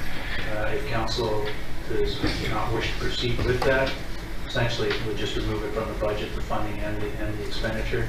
If council wishes to amend it and not fund it from the golf tournament proceeds and some other source, that may have an impact on the 2016 budget, but there is an amount in the council budget for $7,500 for physician recruitment. But I guess as you commented, the revenue is coming from the golf tournament though. And if, no, you're wrong. No, the terms of reference from CAP does not include physician recruitment. So if the $7,500 placeholder remains in the 2016 budget, if this council would so choose to oblige the person, whoever comes to us to ask for it, it would come from the budget, not from CAP. No, I understand. I'll finish my kind of comment. You know, this CAP is a new program. From a budgetary standpoint, the funding always came from the Mayor's Golf Tournament, and so that's where the revenue source still comes from. And if the CAP committee is saying you can't have it, well then we either take it out of the budget or obviously add it to the tax base. So I think we are all saying the same thing. And do we have to deal with that tonight per se? Yes, we need a resolution. Director of Finance? Sorry, through you, Mr. Mayor. I guess, you know, it's really council's decision as to whether or not you want to support physician recruitment or not. The budget right now does provide for an expenditure as well as an offsetting revenue. If there's debate as to where the revenue is coming from, if the council so chooses to leave it tonight and in the future decides that they do want to support physician recruitment, then we're going to have a discussion as to how that's going to be funded. So I would prefer to have it dealt with tonight, Okay, if possible. yeah, okay. Deputy Mayor Allen? So for clarification, the expenditures in there and the assumption from the way the financials are presently sitting is that the revenue source comes from the golf tournament. Is that correct? And if CAP doesn't believe that's going to happen, and we as council decide that's not going to happen, then we have to come up with 7,500 of as yet unbudgeted revenue. Correct. Is that correct? Yes. Councillor Conklin? Do we know the date that the physician recruitment appeared last year to ask for money? Because they haven't asked us yet, so why, I don't understand why we would set money aside for something nobody's asking for it. CEO, okay, Director of Finance and then CEO of Brimley? Through you, Mr. Mayor, I believe we've just recently received a request regarding position recruitment. And again, this is somewhat, it's been some legacy here, I guess, in the sense of that's typically what has been happening over the last number of years. Is position recruitment has been supported, and to the extent it has, there has been funds drawn from the proceeds from, or the net proceeds from the Mayor's Golf Tournament. If this council chooses to move in a different direction, then again, we'll have to have that conversation as to if we're not using the net proceeds from the golf tournament, then what are we going to use to potentially fund it? Okay. CEO Brimley, do you want to comment? Mayor Frenching and members of council, originally I was going to say that point, but I also want to mention that this has been an issue with even the previous council, where at one time the budget did fund, or the tax base did fund physician recruitment, but it was determined by the previous council of their concern about taxpayer money being spent on provincial matters, and that this money should be not come from our purse. And that's why it was decided at that time to bring it out of the golf proceeds. And I just mentioned that we did receive a letter just now, so we should deal with this matter today. Councillor Austin. I think we should consider another option, and that is opting out of the physician recruitment program. And I don't know why, but I thought that we had already been debating the possibility of doing this, because we haven't got much bang for our buck in the last few years, and what we've been doing lately instead is moving in the direction of working with the South Georgian Bay community health, or the health services, at least in the Elmville area. So I think we should consider the option of opting out of the Barrie District Physician Recruitment Program, because it hasn't done anything for us for many years, or any years. Before I take the next question, I want to comment because I sit on the Barrie one, and it has changed dramatically. The original intent was to get family physicians. Now that recruitment organization gets hospital specialists. They're not actively going after kind of family physicians for the community. And quite honestly, I even said this at the meeting, if you're running an organization, you're responsible for the cost of recruiting doctors, like collecting change from a bunch of small municipalities that have limited, funding. I don't really support. I somewhat suggested that. And Councillor Ritchie may want to comment, but we've been supporting two of them for many years, and out of the blue, the only one that's supporting us is a health organization that we don't provide any funding to, South Georgian Bay. We don't give them anything, and yet they're running kind of the operation in Elmville. So I definitely, I can't table motions, but I have no problem supporting a motion to basically remove funding for physician recruitment. Okay, Councillor McConkey first, I guess. Well, the Barrie physician recruitment, I mean, we're growing in the South End. We need to support physicians in the South End. That's my end. I mean, I've gone to these new specialists that are at the doctor's office, at the hospital. You're right, there are more younger, they're wanting to get their feet wet and then get into the hospital because that's what attracts them. But they do have to give certain hours to the, what do you call them, the emergency, like when you go, the clinics. That's my understanding. So like, until I have a presentation and understand what they're supporting, I want that money there because I'm growing in population more than anywhere in the north is. And if I don't have something to support this program, and I understand, I'm basing a decision tonight on no information. Well, I don't agree with that, but if you want, are you, actually table a motion to add 7,500 or whatever it is into the budget, you know, obviously, and we can increase the tax rate because the CAP program is not going to fund it. So we need funding from somewhere, and I think our Director of Finance wants some direction. So if we want to table a motion that we add the cost of physician recruitment to our budget, because it's been very clear it's not coming out of CAP, let's table the motion. It can come from the sign that we're taking out. It's about 7,500 for one sign, is it, or 35? 35. So we have to take out 2 signs, and we get the money. Director of Finance.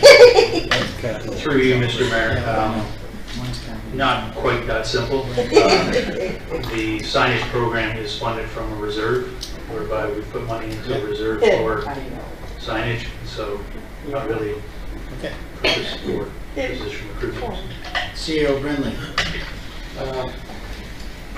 Mr. Mayor, and I once again like to address some things to all of council. I'm not saying that we're done. I don't think we're done with physician recruitment. I think maybe there can be a locally developed solution that can help us look at physician recruitment. I think the concern you're hearing today is from certain people is that the Barrie area physician recruitment and our northern physician recruitment partners aren't helping.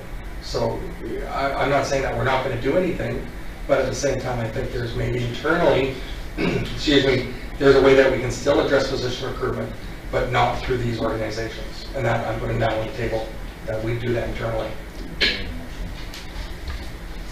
Okay, right now we need a motion to extend, a mover and a seconder, moved by Coughlin, seconded by Allen. All those in favor? What time? Sorry, there needs to be a time. 10:30. 10 o'clock. Okay, all those in favor? Carried. Councilor Coughlin. My last final concern, my other concern would be that the saying, put your money where your mouth is, and tonight our council passed a resolution to send a letter of support to the Kilowatt, I'm not even going to attempt to pronounce that, saying that we support their initiatives for physician recruitment, and yet we slash ours. So I'm just curious if we should table a motion that we do have some money allocated for physician recruitment. It does not need to be specified that is for Barrie area or Georgian Bay, but if I would like to put forward a motion to put $5,000 aside for physician recruitment. Yeah. Yes. Okay. Do you have a seconder for that motion? I'm willing to work on the motion. That was just like a suggestion. Like, we have to move forward. We have to make a decision, and I think we've exhausted this. So, well, as a matter of fact, my suggestion from a budgetary standpoint would be taken out, but a separate resolution be tabled that we asked basically staff to report back on other methods of attracting physicians to the community. Wouldn't those require money? Don't know yet. Okay. CEO Brindley? Well, first of all, we haven't looked at it, but we're thinking of it. The other issue is the resolution that was supported by council earlier speaks to the province investing more money in physician recruitment, which they are the payers of medical and health in Ontario. So the resolution itself really focuses on the province coming to the table. Okay, so what direction would you like Director Schmidt? Through you, Mr. Mayor, the proposed 2016 budget includes $7,500 for physician recruitment to be funded out of the golf tournament proceeds. That's currently what's in the budget. I am in your hands as to whether you want that removed or whether you want it kept in there. At the end of the day, it's simply a placeholder. If staff is going to come back with a report to suggest other means as to how we could support physician recruitment, then a decision could be made at that time, knowing that if you do support it and it's not going, the funding is not coming from GOL proceeds, we will have to work some magic. Well, I guess when we look at it, even though we got a category no from the CAP of doing it, since we as a council are final authority or on a resolution, I guess the council could decide for if they're going to extend for another year that it could come from CAP funding. So there is still a glimmer of hope. Councillor Ritchie. Mayor French, I think for now, for tonight, we just leave it alone and keep the order of business moving forward, and we'll come back and look at it, maybe with some further information from staff. And if memory serves me correctly, next month we're going to be meeting with the health authorities there from Wasaga Beach. That's got the nurse practitioner and that coming in, and you know, it's just a thought, like that $2,500 that we give to the physician recruitment in Midland, like maybe we'd be better to give it to Wasaga Beach and see what they have to say, and or maybe we don't even spend it at all as far as that goes. I agree. Like I sat on the board for a full term. I still sit on it, and I know they have money. The physician recruitment has money from the Midland end of it there. They've done quite well in retaining and bringing doctors to the area, but like Councillor Austin said, they haven't delivered to us, and that's and yet, having said that, I still believe we have to keep that door kind of open. But you know, and Councillor McConkey makes a good point. Like, there's a lot of growth in the south end, and there has been doctors coming up here. So I think it's open for a big debate as far as that goes. But I think for now, let's just leave it and move forward. Okay, Councillor Cogman. My concern with leading it and moving forward is it actually doesn't solve the situation. We just accepted a term as a reference for CAP that does not include physician recruitment among that. So we just accepted something, oh, I'm sorry, referred, that's right. Yes. Councillor Austin. 2 points. Point of clarification, Councillor Coghlan. It's not in the terms of reference that the money be used. It's the criteria which is not on our agenda. Okay, so that information we didn't have in our terms of reference that the money be used for charitable purposes. That's terms of reference, or sorry, that's criteria. Okay. Secondly, my question is to do with the building that's going up on Carson Road and Highway 27. That's a new medical center. Are there family doctors going in there, and how many? And are they accepting patients? Would that, and did those doctors, if there are doctors going in there, were they part of the area of physician recruitment? Those doctors have been around for a while, and this is a private enterprise where we're going to make money. And there's going to be a family, well, actually, he's a specialist. Is he a heart specialist? I'm not sure, but I think it's a dentist and a doctor. And the only comment I want to make is if we're going to fund the physician recruitment, that's a provincial government responsibility. We shouldn't be using Springwater taxpayers' money to fund a provincial government requirement. So if we're going to do it, we got to get the money from somewhere, in my view, other than from our taxpayers. Okay, agree with that. So, okay, right now we do have revenue source. It hasn't been totally negated, and it is in the budget, so it will, I think the suggestion is leave it as it is. So, oh yeah, sorry. No, just forget it. Oh. Just leave it as it is. Okay, the resolution withdrawn, okay. So are we ready? That's lots of good. Is there any other discussion on the budget before I ask Deputy Mayor Allen to read a long resolution?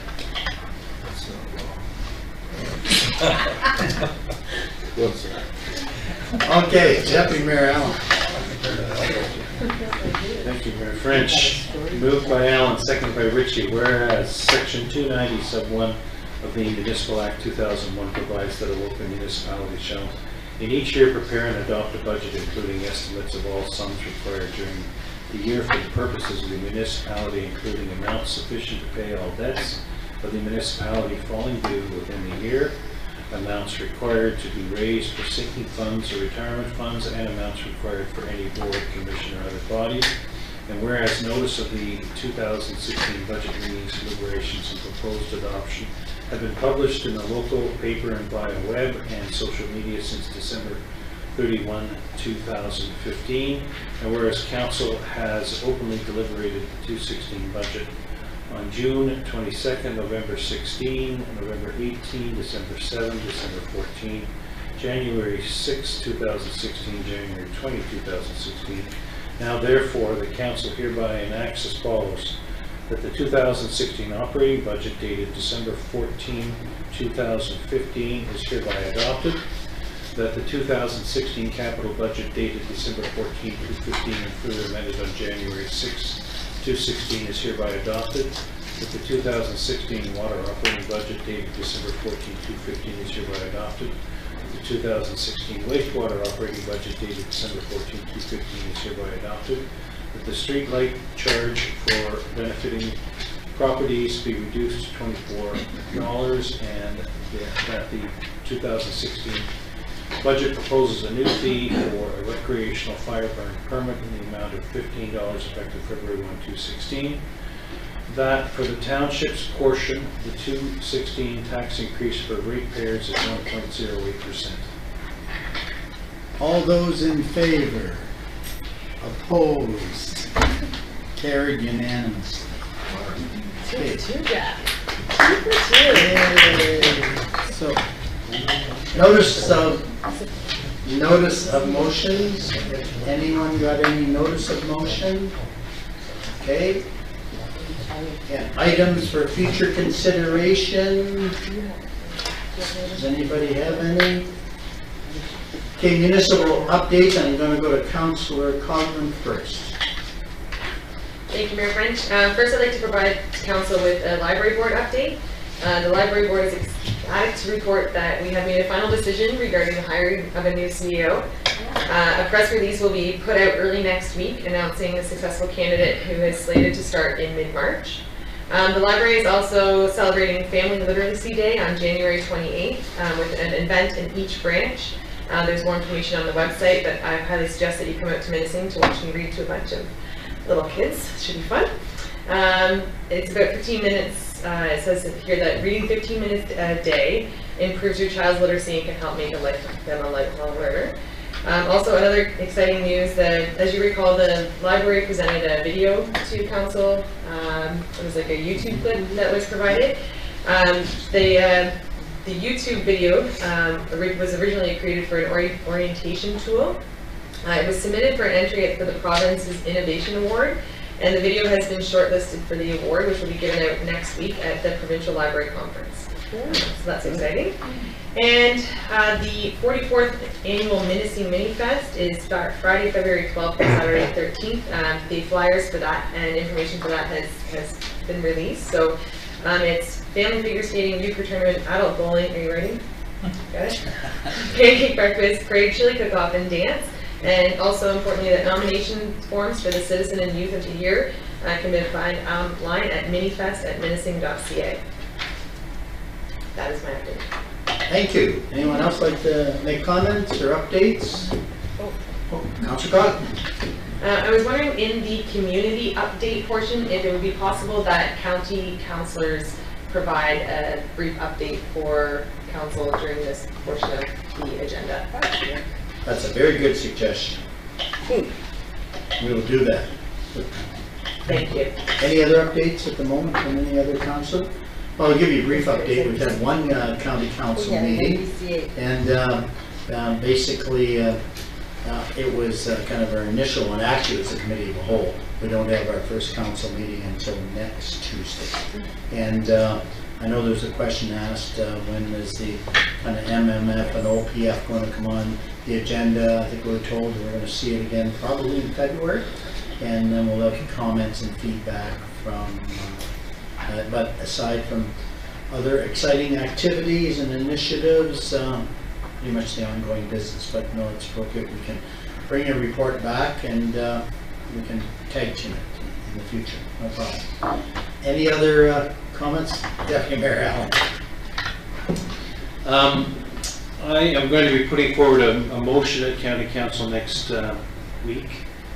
And procedure is I put it forward and then wait for, it's actually going to be a month after that because I'll be not here. I'll be at the FCM conference, the meeting after this next one. But the motion, it's on the agenda in the county at central.ca.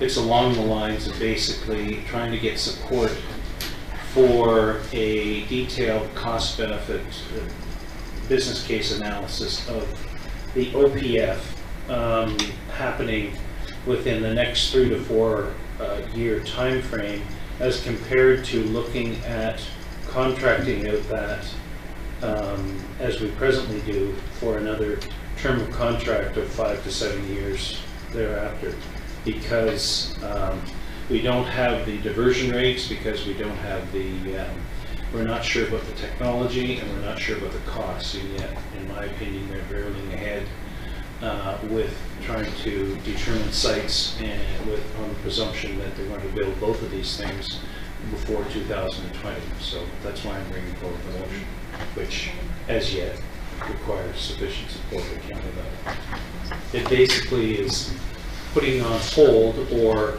I'm not saying put on hold, but concurrently at least come up with a true business case cost-benefit analysis of doing one versus the other. Thank you, Deputy Mayor Allen. And just a reminder, the NVCA annual meeting is this Friday. Of course, following that meeting, the new governance model will take place. The board will be reduced. Obviously, as a pilot program, so it is a pilot. And we'll decide after kind of 2016 if it makes sense with the smaller number. And the other thing I wanted to kind of just comment on is Councilor Ritchie and I had the pleasure last night of attending and participating in the Gloss Agricultural Society annual meeting. And there was a great group of people there, and they're the ones that toil and kind of provide the food and the things we eat, and they're certainly an eager bunch and a very large group. And of course they're also responsible for the Elmville Fall Fair, and they do a great job at that. So that was a very enjoyable evening. Deputy Mayor Allen. Sorry, one more thing that I'll add.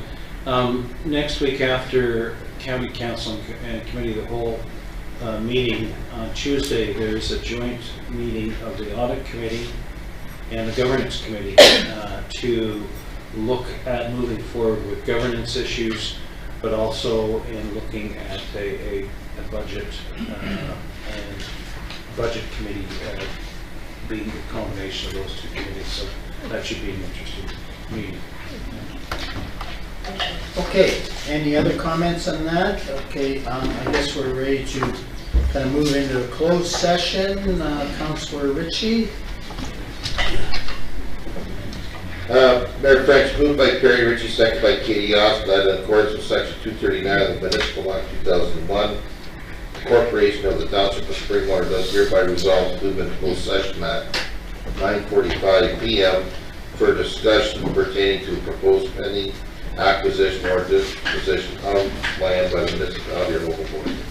All those in favor? Carried. Okay, we're now going into closed session.